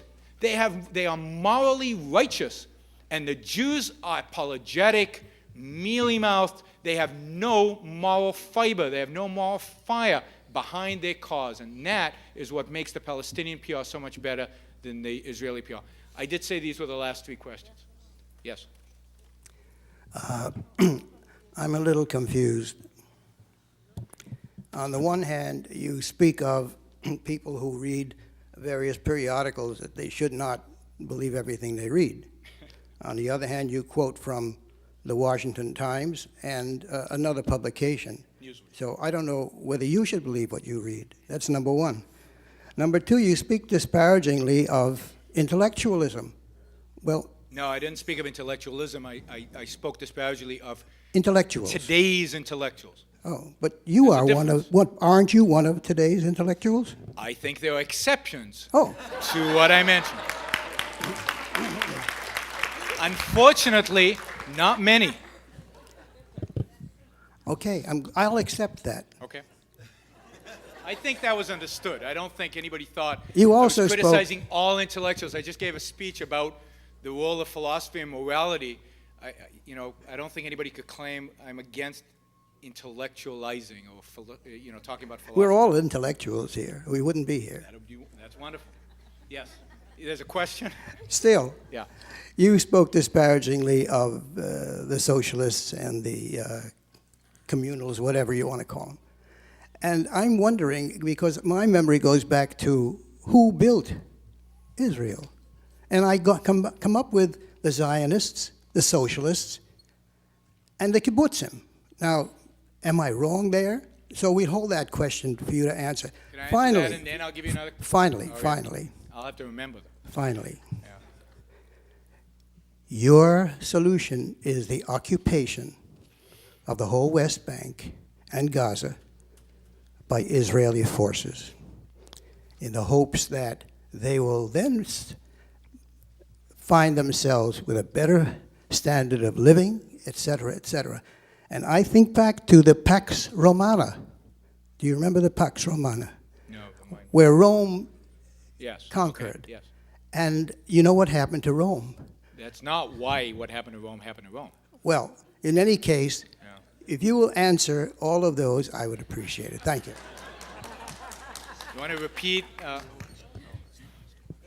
What was the first question? I'm sorry, it's late. I have some questions. Yeah, I want to hear. I said there was the last three questions, and he was the last in line when I said that. I'm sorry. Yes, it's getting late. What was the first question? I'm sorry. In one sentence. Well, socialism and kibbutzim. Who built Israel? Yes, it was to some extent. Of course, Israeli history was also written by socialists. To some extent, Israel was built by people who believed in socialism. And socialism, within a narrow context, for a certain period of time, can work to create certain economic successes. It can't work for very long, as every socialist country in the world has seen. The kibbutzim, from very early on, were not sustainable economically and were being subsidized either by the Rothschilds early on and later by the Israeli government. And to this day, with a few exceptions, they are still being socialized. They are still being subsidized and indeed falling apart and disappearing. And I expect within 20 years there won't be kibbutzim. But there were also, and this is unwritten Israeli history, although it's written somewhere, but there were entrepreneurs who built Israeli utility companies, electrical companies, factories, who built housing developments and shopping malls, and who bought land. Ultimately, a lot of the immigration into Palestine was funded by people like the Rothschilds, who weren't exactly socialists. But yes, a lot of the people, indeed Ben-Gurion, when he was young, was a communist, never mind a socialist. But fundamentally, they believed in Western values. They were wrong in some of their beliefs, and Israel has suffered the consequences of their socialism. Israel is still suffering the consequences of socialism to this day. Israel would be a healthier, more prosperous, more successful country today if it hadn't been founded by socialists. The second question. The second question. What's that? Rome. Rome did not decline because of its occupation of other countries, of other cultures. Indeed, when Rome was at its peak, when it indeed brought to those other cultures the values, the positive Roman values, Rome thrived. Rome rotted from within for other reasons that are way beyond the scope of this talk. That have to do with ideas. Basically, they abandoned the Greek ideas and started adopting Christian ideas, if you will. And yet the Greek ideas, the great Greek philosophies, and the great Greek democracies were all based upon and lived upon the efforts of slave labor. But we'll get into that another time. Thank you. No, the great Greek ideas and philosophies and so on were built upon the concept of reason and individualism. That is what made Greece great. Thank you all for coming. Let me just make one more pitch for your money. If you like this talk and you'd like to see this talk given on campuses all around the country, which we do, I encourage you in the back of the room to support us financially. Money raised here will go towards taking this talk and talks like it on the Middle East to campuses all across the country. Thank you.